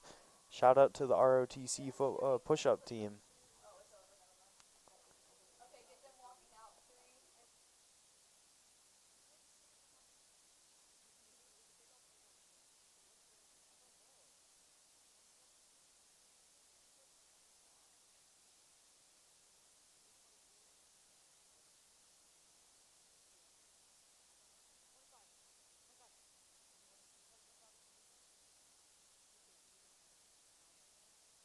And shout out to my fellow classmate, Cody Stockup, number 25, out on this kickoff team.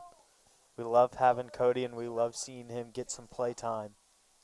See what he can do. Maybe he can make a play here.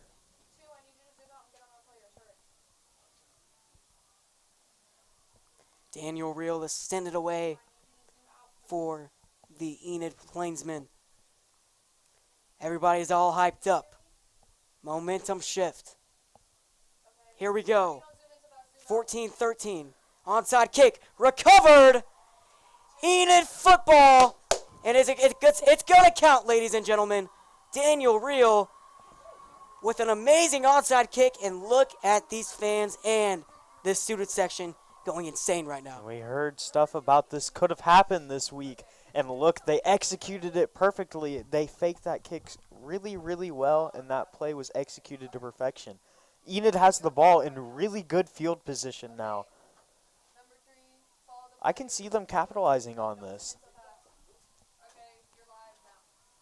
Percival trouting on once again as felt like he was just here, Hayden. I mean, he was. So He's had a let's see what he can do here. And he's had a really efficient game. No interceptions this game. Been really smart with the Snap ball. motion Andrews once again. Let's see if he can make a play. Gets outside, trying to cut in, and he will. Dives forward. Tackle number 8, Caden McGee. Look at the moves. Tyke has the moves. 4 minutes and 20 seconds here in the third quarter. Scores 14-13.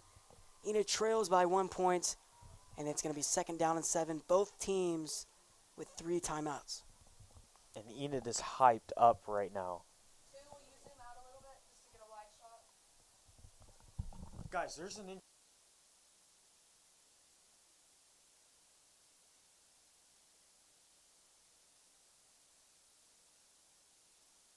and we will return momentarily.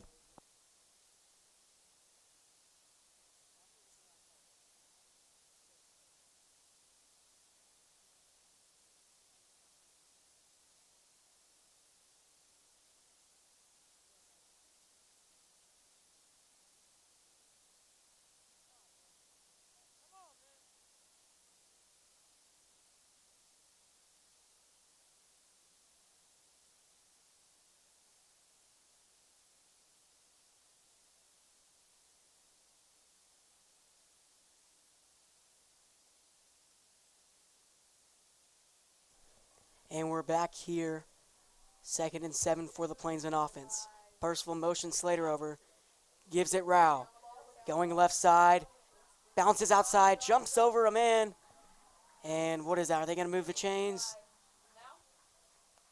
They will move the chains. 1st down, Plainsmen. Look at the speed down the sideline by Luke Rao. Just a good play to move the chains. Plainsmen getting near the blue zone. They could come away with some points on this drive. He may be a power back, Hayden, but boy, he has some athleticism. He really has For speed his to size, him. about 6'4". He's a good all-around back. Maybe 6'2", excuse me on that. 1st and 10 at the 34. Handoff Rao again, left side again. Runs a man over. And Enid gets 6 yards in that, excuse me. 2nd and 4 upcoming for the Plainsmen offense. Offense looks like they're finding their tempo now, getting in rhythm.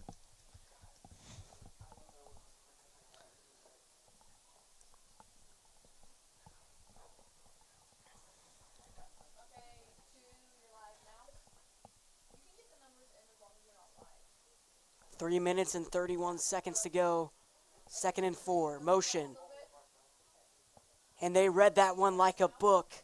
Stuffs Luke Rao at the line of scrimmage. It's going to be 3rd down, and we need this one. Well, instead of it being a 3rd and long, it's a 3rd and manageable right now. Just about a 3rd and 5, I'd say around a 3rd down with 4 4/5 inches. Sorry, that sounded dumb. 3/4 inches.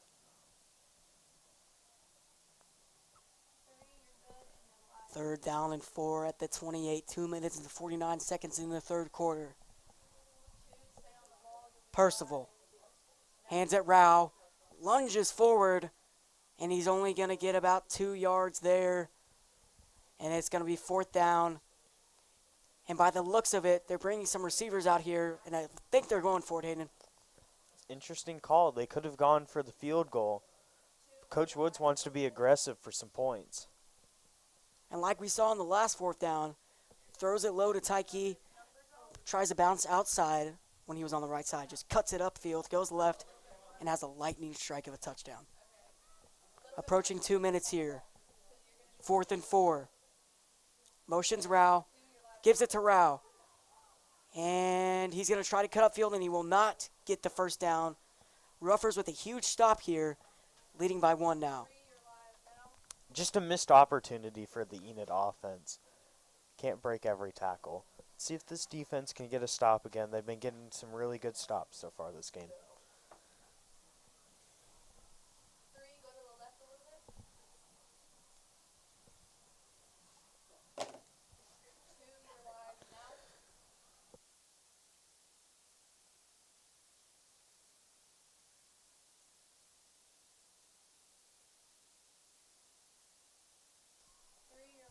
Latavion Johnson in the backfield, and it's a quick play fake, fires right side. Spin move, tries to bounce it outside, and look out. Dances free into the secondary. One man to beat. And Suave can't bring him down, and that's that explosive Muskogee offense. Touchdown Ruffers. Design short pass. But there is a flag down on the field. This could come back to haunt Muskogee. On that reception was number 15, Andre Beasley, a sophomore wide receiver. And he really showed the speed on that play. Ran past everybody.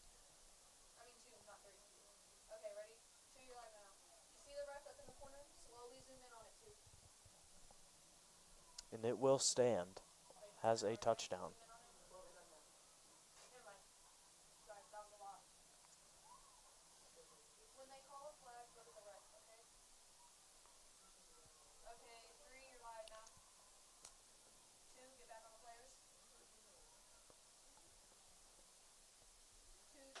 A minute and 44, touchdown stands.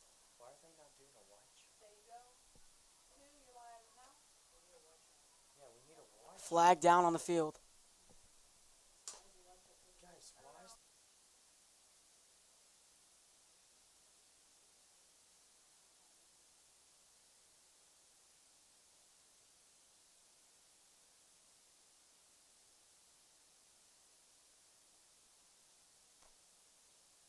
Flag is waved off here, and they'll stay where they're at.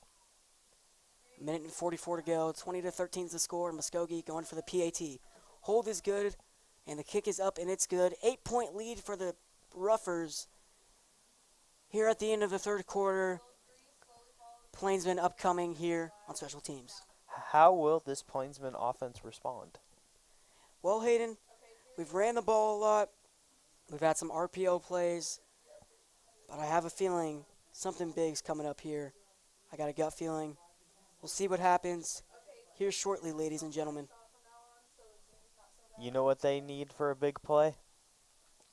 Some Plainsmen magic, Landon. I have to say it at least.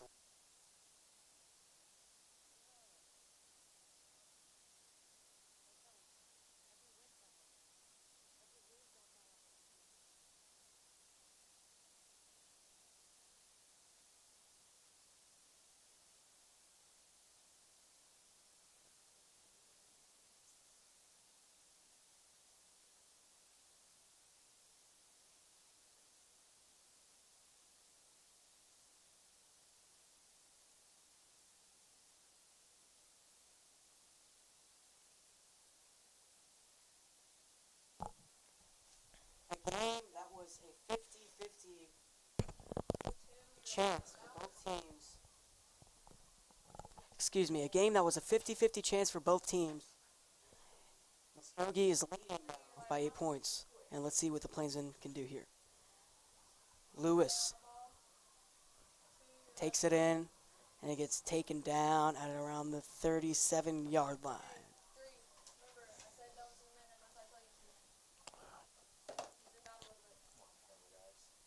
It's a one-score game here, late in the third quarter.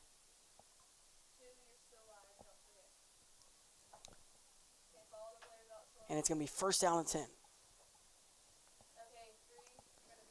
See what the offense has in store this drive. If they're going to commit to the run still, or they're going to pass a little bit. Been saying they may pass on the drive, but not quite as much as they should. 4 wide receivers set. Snap. Fires Andrews. He's going to try to bounce it out left side. He gets the corner. There goes Tyke Andrews, tripped up around the 45, excuse me. And But there, they quick committed play. to the pass at the beginning for a big burst, and, you know, he was nearly gone. He gets tripped up and dragged down.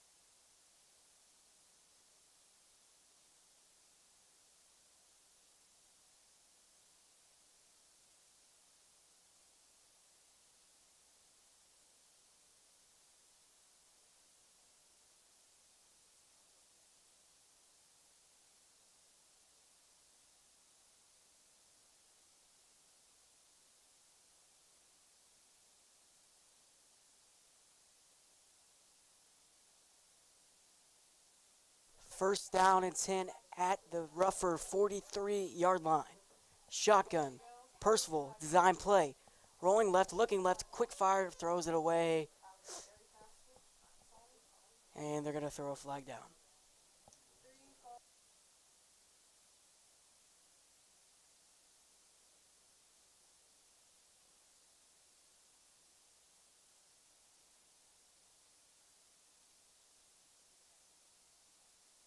Roughing the passer against the roughers, and wow, that's just crazy. Ironic.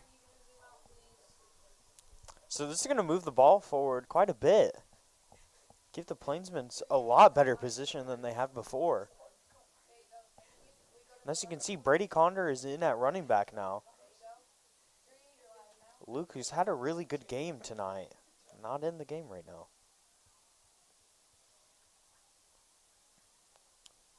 As you see Tyke out wide on the right, lined Out up with on Slater the at outside. slot. And Carlson alone by himself on the left side. Condor with Percival. Motions Carlson. Snap. Percival hands it off. Condor runs 2 men over. Dives forward. And he's really going to get about 3 yards there, Hayden. Bulldoze for a good 3 yards on first down. He's 2nd and 7 on about the 29-yard line. Or no, that's not even close to that. Around the 25-yard line.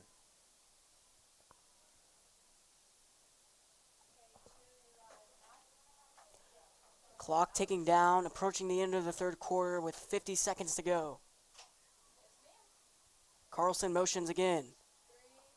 Handoff Condor, finds a hole, and he's almost going to get a first down. He's about 2 yards shy. Clock still ticking at 40 now.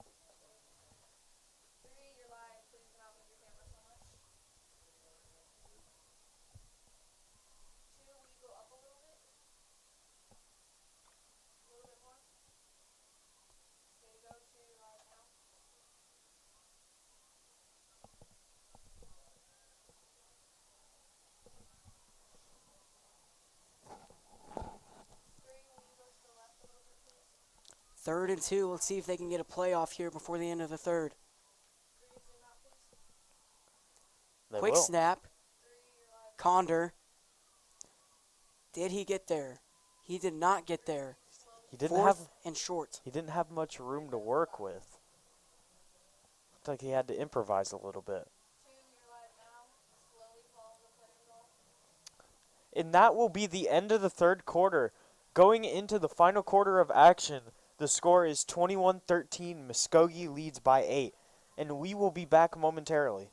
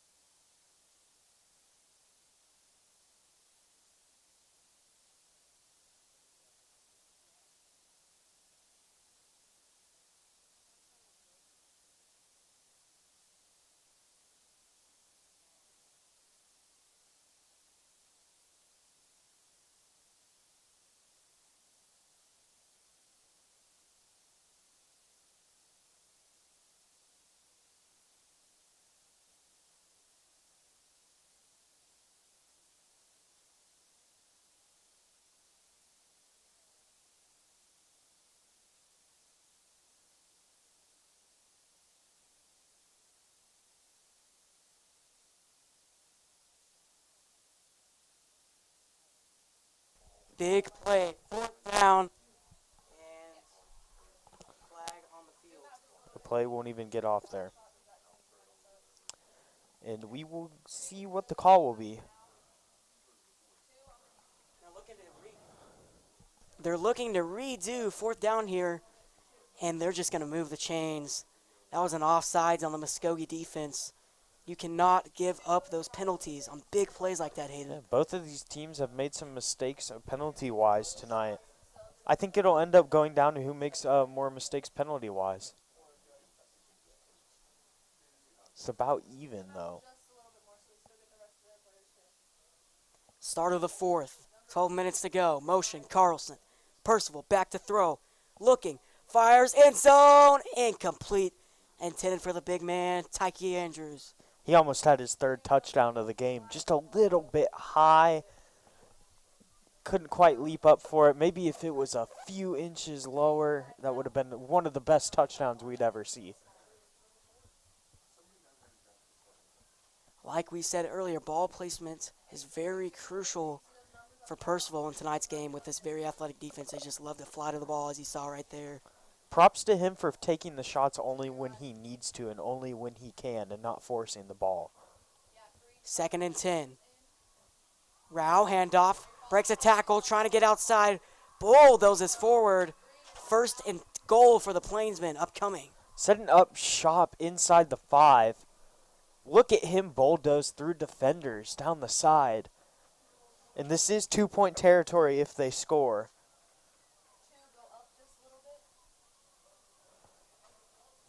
We could see a designed run again, as we've seen in the goal line. A little under 12 minutes here. 21-13 is the score, and we are in 2-point territory tonight. As if you score a touchdown, you go for 2. And that ties the game right up. First and goal at the 4. Handoff Rao. Bouncing it out left side. Will he get the corner? He will. Touchdown, Enid. What a play. Luke Rao, number 22, 3-year starter. And he's a little shaken up after that one, but touchdown, Plainsmen. Look at him show the bulldozing ability before this play and then the elusive ability to get the corner and get the edge for the touchdown. Let's see if they can get the 2 here. He looked a little banged up after that play, but he's still in. It is 21-19, Enid down 2. 3 timeouts for each team here in the 4th quarter, 11 minutes and 15 seconds to go. Let's see if Coach Woods has some wild play drawn up for here. Rao and Withy with Percival. Straight drop, fires. It's taken in, but he's dragged down, and he's just shy of the goal line. Tyke Andrews cannot make the play there. 21-19 stays as the score here in the 4th quarter. Coach Woods was heated after that play. Looks like they may not have done something right. And shout out to the ROTC and Sergeant Nelson and Colonel Murray doing some push-ups out there at the 30-yard line. Fortunately, we can't see it, but they are doing their push-ups. We can confirm to you they will do them.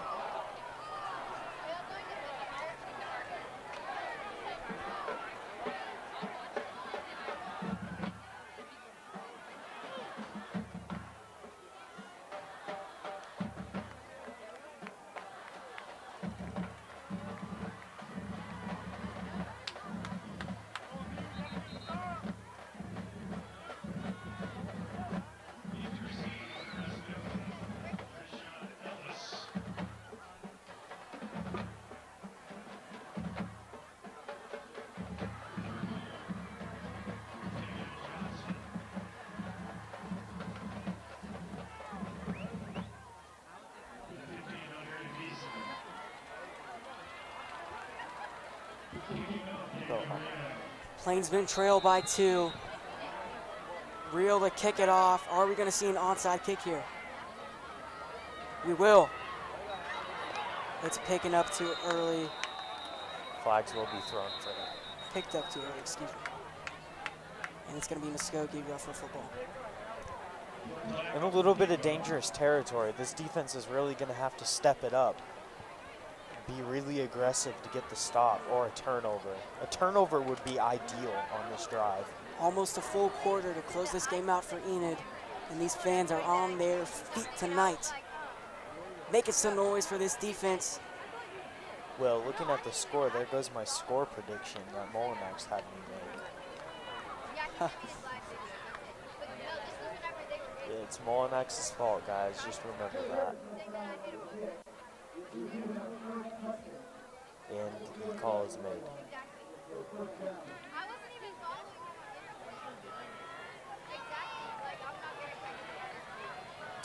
So right about at midfield, Muskogee will start. This Enid defense ready to make some noise.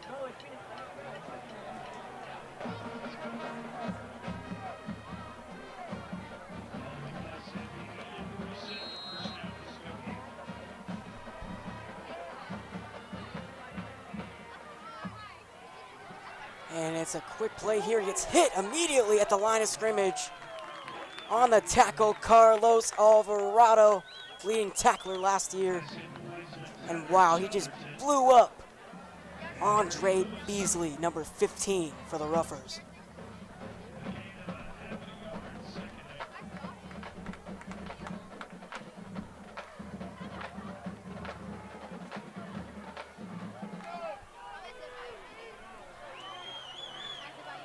Second and 9. And it's a quarterback run. Ficklin has it. Dragged down by Britton Combs, the middle linebacker. 2-year starter for Enid. Heading into 3rd down and 6 now at the 43-yard line. This could be the biggest 3rd down of the game. 47-yard line, excuse me. This 3rd down could mean everything in this game. They need to get to the 37 for a first here. Let's see what this explosive offense can do here on a crucial play in the game. See what this defense will do. Will they add some pressure? What are they going to do? Will they drop everyone back in coverage? Empty backfield. Ficklin fires, reeled in, taken down. Watson with the reception for Muskogee. Play for Muskogee. Missed opportunity for Enid to get off of the field. Just under 10 minutes in the game. Muskogee having some tempo here. Let's see if Enid can stop that. Gonna hand it off to the fullback, and he's not gonna get much yardage there. He will go backwards. Britton Combs is fired up. Oh, yes, he is, Hayden. He knows he's about to make a big play. Look at him jumping it up all around the field. That's a Chisholm transfer, Britton Combs. This defense is one big play away from changing this game. Let's see who makes it.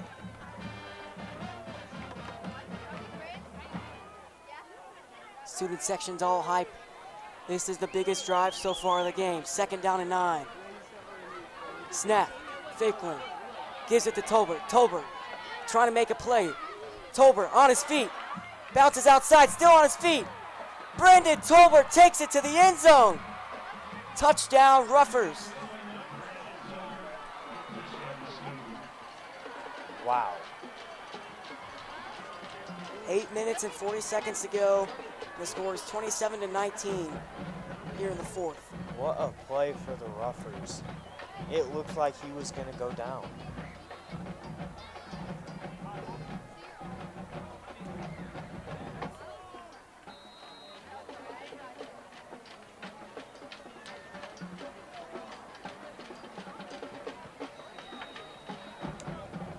That was nearly blocked, but unfortunately it was not. Creates a real made. So 8 minutes and 40 seconds left. Down 9. Muskogee has a 2-possession. Enid's going to need a big play on offense to get right back in this game.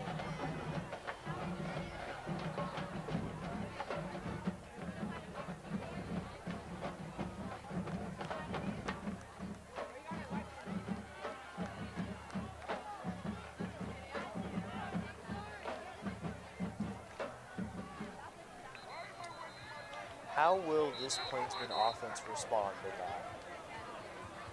I guess we're going to see here shortly in 8 minutes and 40 seconds to go.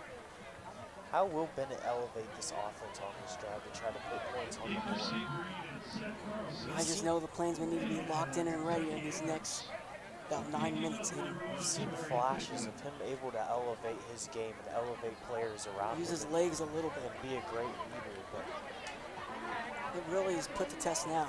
All that work in the offseason is really going to show right here. Right now. it's going to have to show. Plainsmen will not win this game. Victor kicking it off, left side again. Carlson reels it in. On his feet still, taken down around the 37-yard line. Upcoming 1st and 10 as the Plainsmen trot onto the field. Getting some good yardage. Let's see if the offense can capitalize on this field position.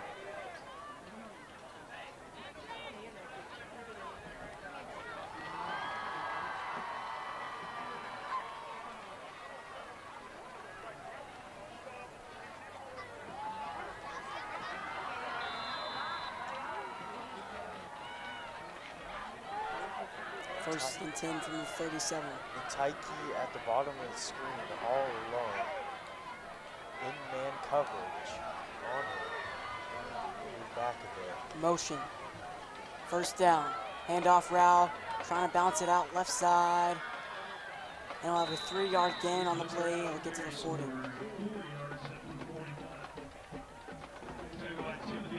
Taken down by a crowd of rougher defenders there.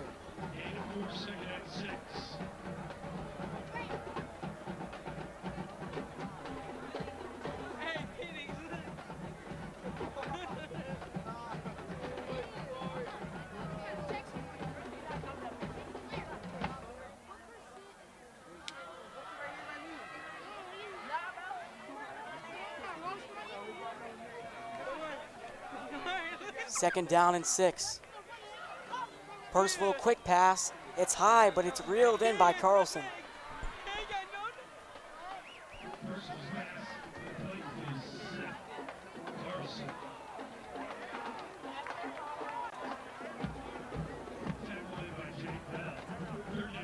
So a 3rd and 4 for the Plainsmen offense. This could be the play of the game on offense. How will they respond to adversity? 4 receivers out.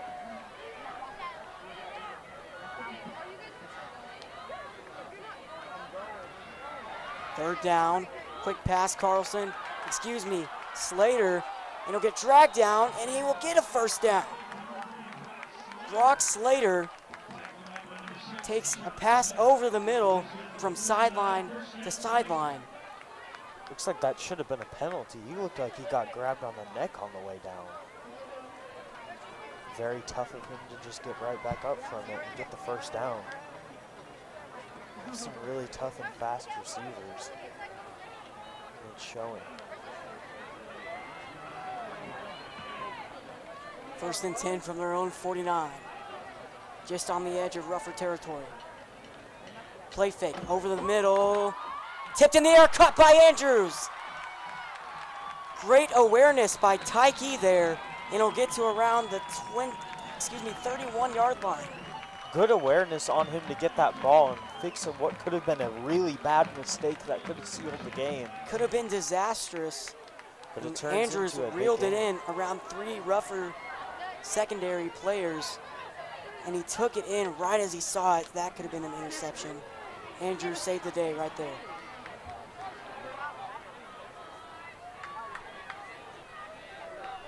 First and 10 at the 29. And a fire to Tyke left side. Takes it upfield, and he'll get about a 7-yard gain, and he'll be stopped at the 21. Looks like this offense is finding some sort of tempo now. Excuse me, at the 23. 22. Just on the edge of the blue zone for the Plainsmen.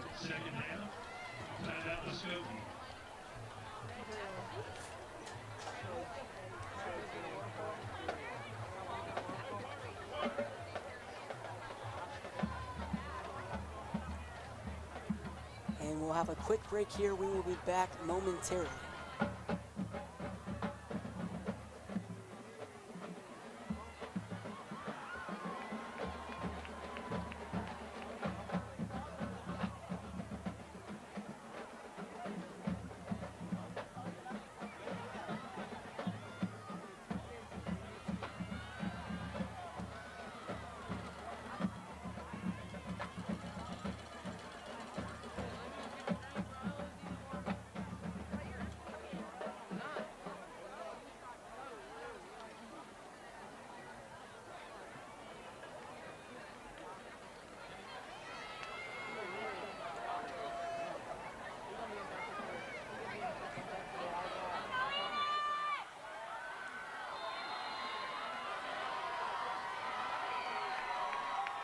Second and 3 at the 22.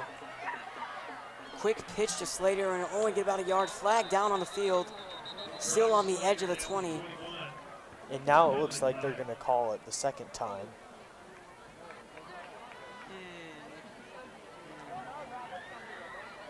Gotcha. 6 minutes to go here in the game.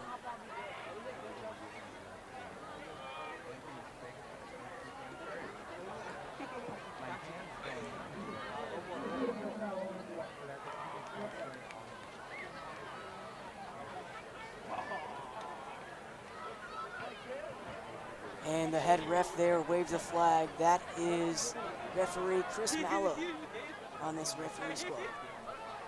6 minutes to go. 28-19. Enid trails by 9. Well, ref knows best. So 3rd and 3. Ruffers pressing on the right side. Looks like they're running some man coverage. Rao reels it in, and it'll get pushed out of bounds into the blue zone, and it's going to set up a 1st and goal at the 8.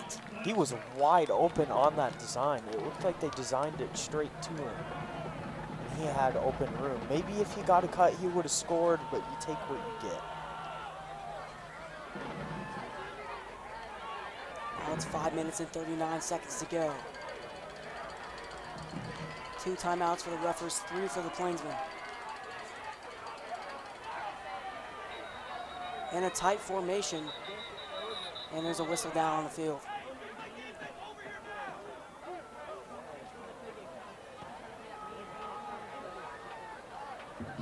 Muskogee.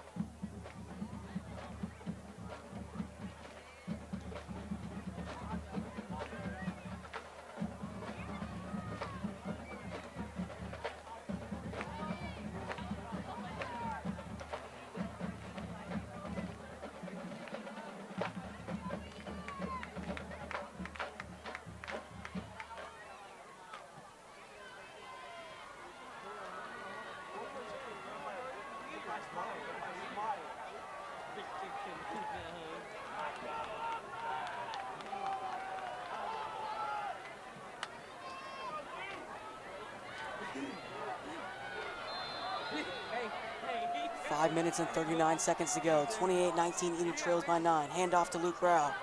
Gonna plow forward towards the goal line, and he gets stopped at the 1. He was so close.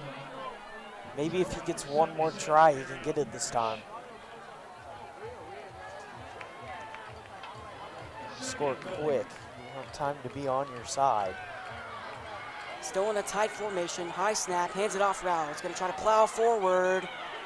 He's in. Touchdown, Enid. There we go. No flags. And Percival leads the Plainsmen down the field once again, and everybody's hyped up. We're right back in it. There were 5 minutes left, and they have all 3 timeouts, too. If they can get the stop, they may go ahead and go for the game. They may go ahead and get that game winner.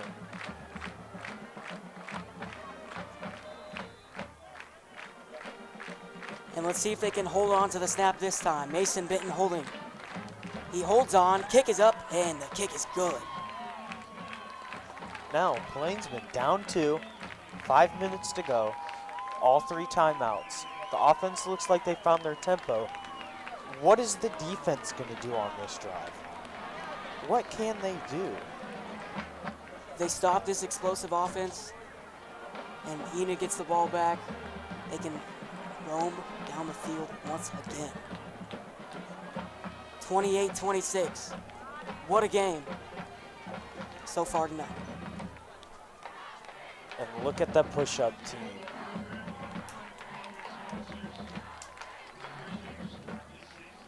There we go. Kickoff unit heading out. Let's see if they try an onside kick again. That would be very interesting, Hayden. That is a good call out. Be an interesting call. Maybe they've Done it the play past safe. 2 kicks. They recovered it the first time. The second time there was a flag for illegal touching. We're going to see what they do here. Maybe they play it safe and just boot it down the field.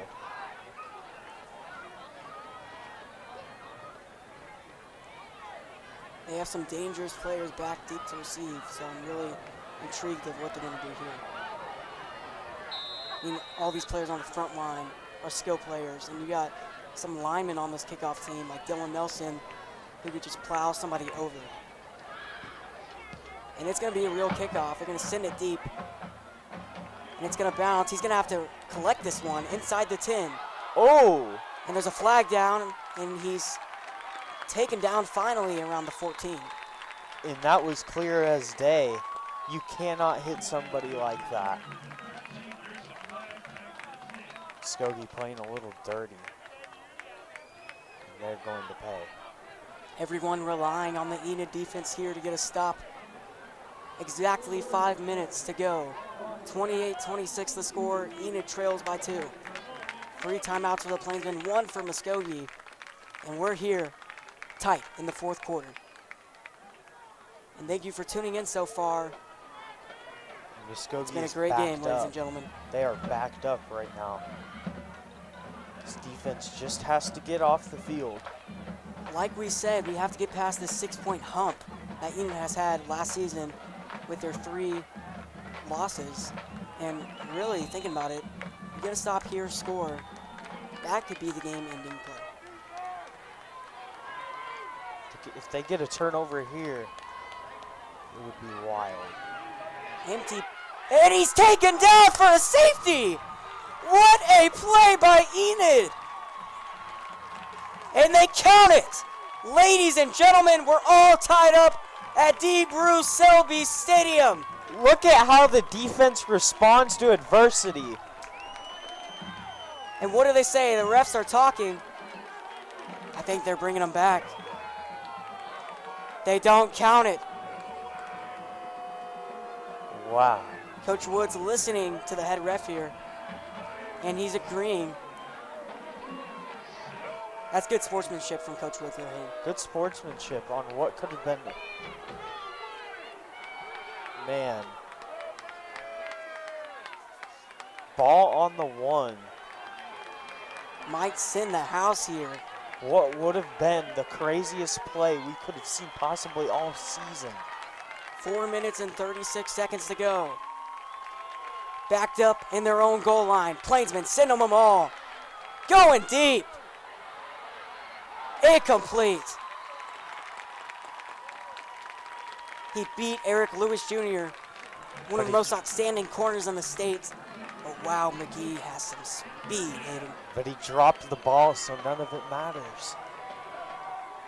Could have been a game-changing play for sure. What could have been a comfortable position stays on the 1.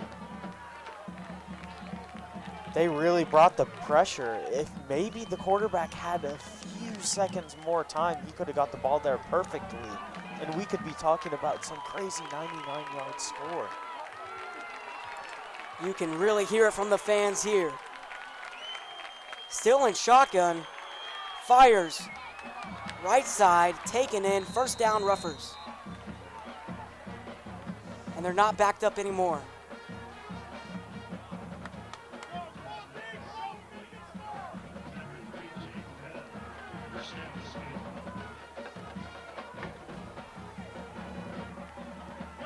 First down and 10 from the 20. 21, excuse me. The defense needs to make a big play. Excuse me, the 16 for the 3rd time. Fickling in the shotgun formation, trips right. Hands it off, Tolbert. Gonna cut it outside. Tommy trying to drag him down, and he can't. And look out, he can fly to the 41. First down again.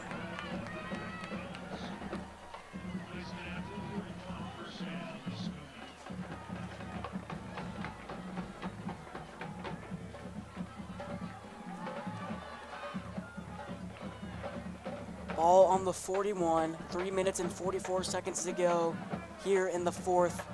And it's 1st and 10 for the Ruffers, and the Plainsmen are in need of a stop, Hayden.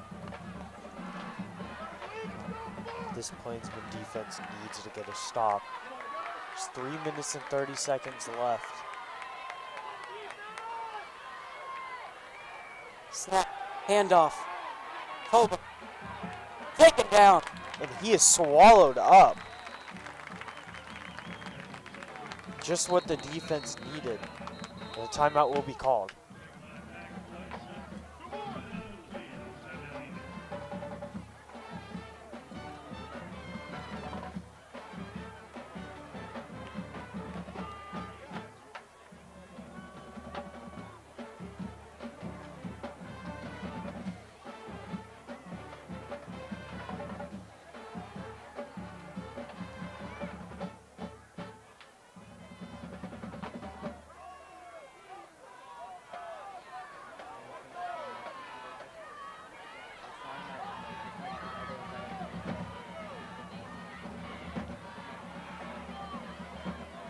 Hayden, Enid really needs to avoid some penalties here. I mean, last season some penalties costed them the game, and tonight they've had a couple of penalties that have costed them some scores.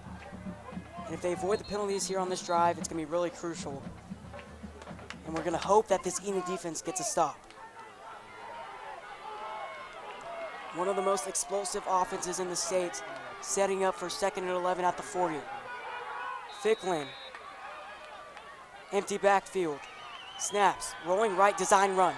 He's going to take it upfield, and he's going to slide. No first down, but it's going to be 3rd down and short for the Roughers. This is the biggest 3rd down of the game. We've said that about 3 or 4 times, but It just keeps getting bigger every time, Hayden. this could really be it. This could be game. Enid with 2 timeouts. Everything Enid has worked for this offseason. Comes to this moment now. 28-26, Enid trails by 2, 2 minutes and 46 to go. The pressure is truly on. Interesting formation. Ficklin out wide left, and they're in the Wildcat. Watch the run. He's going to go left, and did he get it? It might be inches, Hayden. This could.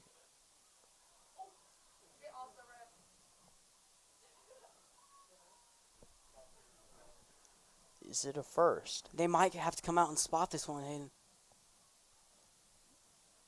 And if they didn't get it, they could go for it. It would make That would all be the sense smart thing to do. But if Enid gets the stop with around 2 minutes and 20 seconds left at that point, all 3 timeouts. It looks to be short from where I'm looking. I mean, the first down marker's on the yard line, so I guess the hash mark you could say.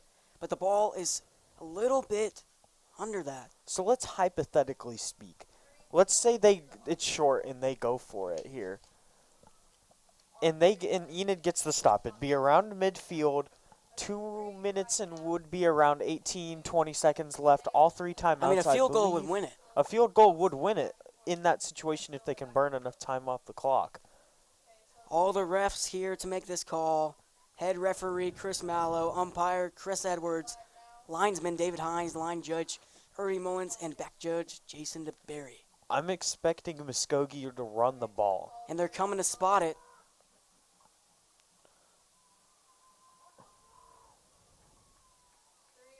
It looks like it may be short.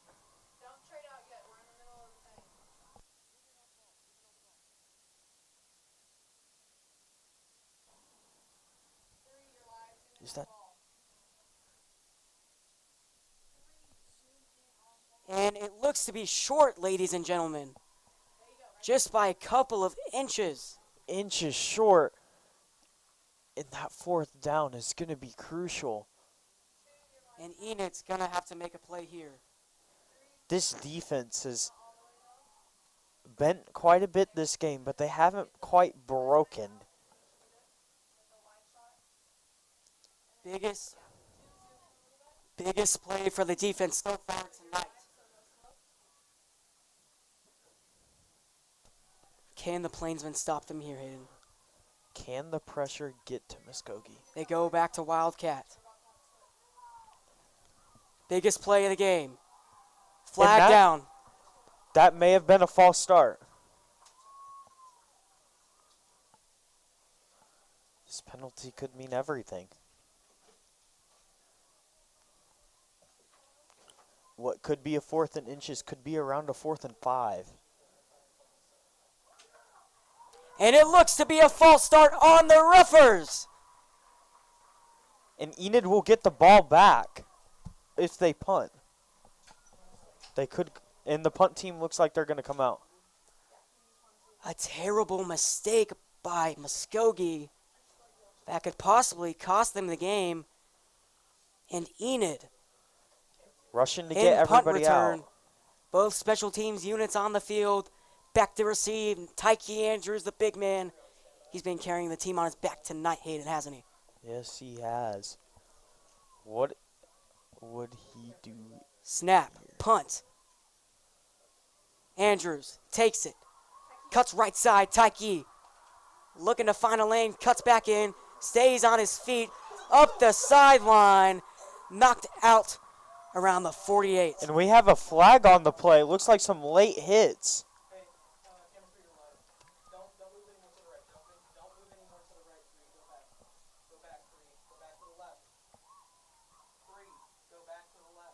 Looks like there could have been a late hit.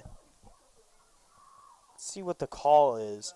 If it's against Muskogee, that would be huge.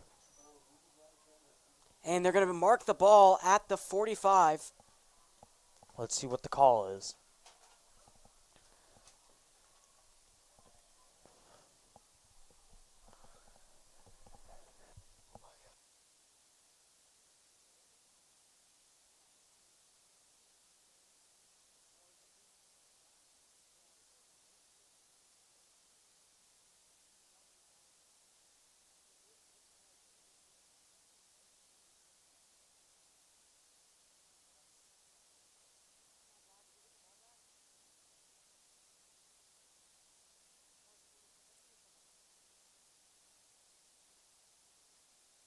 One minute and 50 seconds to go. Biggest moment of the game so far. 28-6. Enid trails by 2. 2 timeouts for the Plainsmen, 1 for the Roughers. And it's 1st and 10 from the 21. This would be the drive of the game. Percival in the shotgun formation. Can they get over the hump tonight? Over the middle, intended for Zane Wiggins, incomplete. See what big game Bennett has in store on this drive. This is the drive of the game.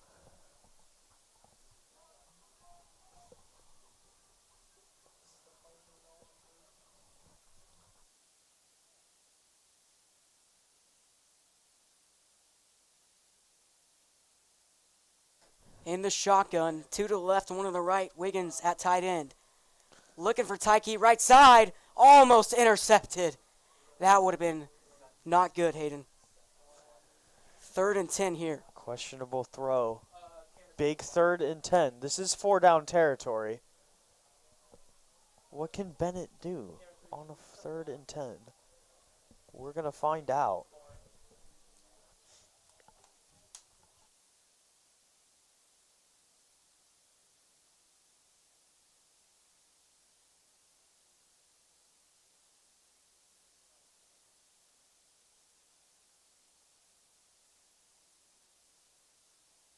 Trips left, 3rd and 10. Snap. Percival looking. Percival fires. Incomplete. Almost got it to Slater on the deep ball, setting up for 4th and 10. What could have been the play of the game. Just a tiny mistake. If he catches that and holds on, 4th and 10, they need a 1st down.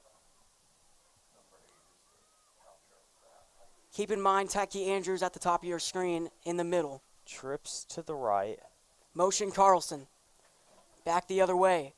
Snap, gives it to Carlson. Flea flicker. Intercepted.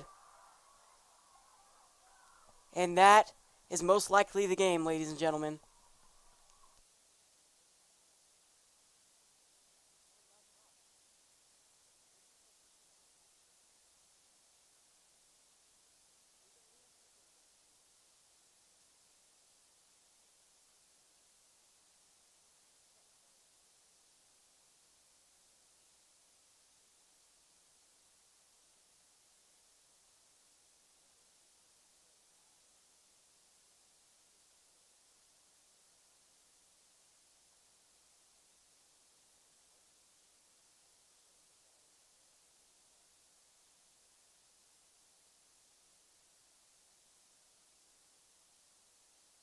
First and 10 in Plainsman territory. Gives it to Tolbert. Trying to get outside. Dragged down behind the line of scrimmage. Ball is out. Who has it? Muskogee football still.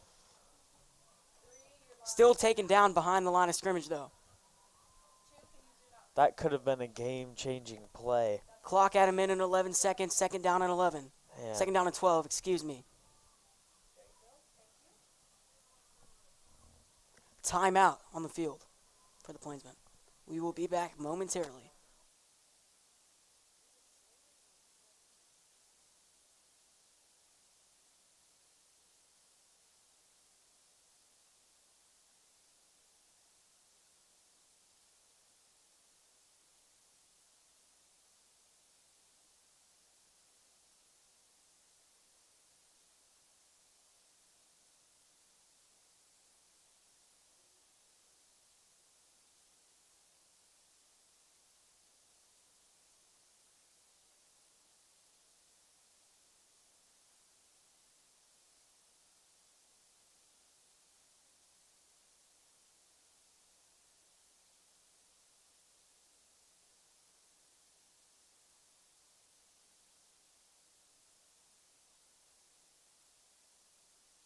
Second and 12 from the 26.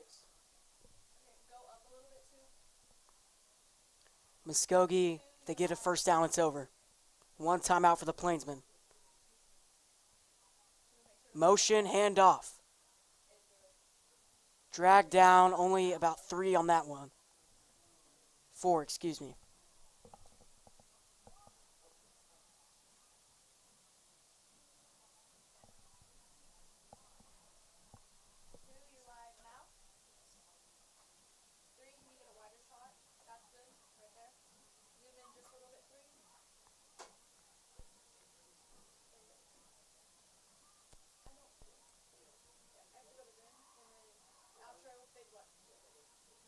Third and 9. Clock running at 50 seconds and counting. 35 on the play clock. 26-28, Enid trails. If Enid gets a stop here, call a timeout, it's 4th down. And they have one shot at it.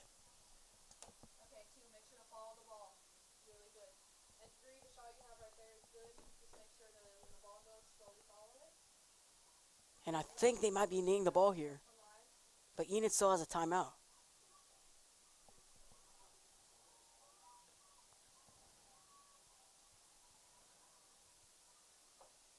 That's a knee, and the Enid Plainsmen are going to call a timeout. No, they won't. Well, they will not. And that's the end of the game, folks. What an exciting game with an unfortunate outcome tonight. There's a lot to say about this game. Unfortunately, Enid is going to lose in heartbreaking fashion. This team has some potential to be very good this season, but there was a lot of growing pains tonight on defense and part on offense. This offense didn't look bad tonight. They made some really good decisions with the ball until the pressure was on towards the end of the game. I liked what I saw in the run game. I liked the passing game. The passing game looked a lot wiser and looked like they were really patient with the ball and they made good plays when they could and they had the opportunity to. This defense, however, is a little bit shaky. They look really good at times and look like they can be a lockdown defense, but sometimes they bend a little bit and tend to break a little bit. I expect Coach Woods to fix all these problems. I know he can. He's a very capable coach, and he knows what he's doing. He knows more about the game than we do, and he knows how to fix the game. But this defense and this offense are going to have to learn a lot from this game this week, coming in the next week against Ponca City. Obviously a big rivalry game there, and there's a lot of great things that we saw tonight. The passing game looked great. The running game looked great. The defense looked great at times too, especially in the up front with the pressure that they brought. But there's still a lot to learn. There's obviously everything to learn all the time. It's just overall, it's a unfortunate game for them, and a game unfortunately someone had to lose. Well, ladies and gentlemen, thank you for tuning in tonight. Final score, 28-26, Enid 26, Muskogee 28, unfortunately. And I'm Landon Collins, joined by Hayden Clark. Hayden Clark, remember, live the creed and go big blue. And We'll we see you will guys see you next all time. later. Thank you.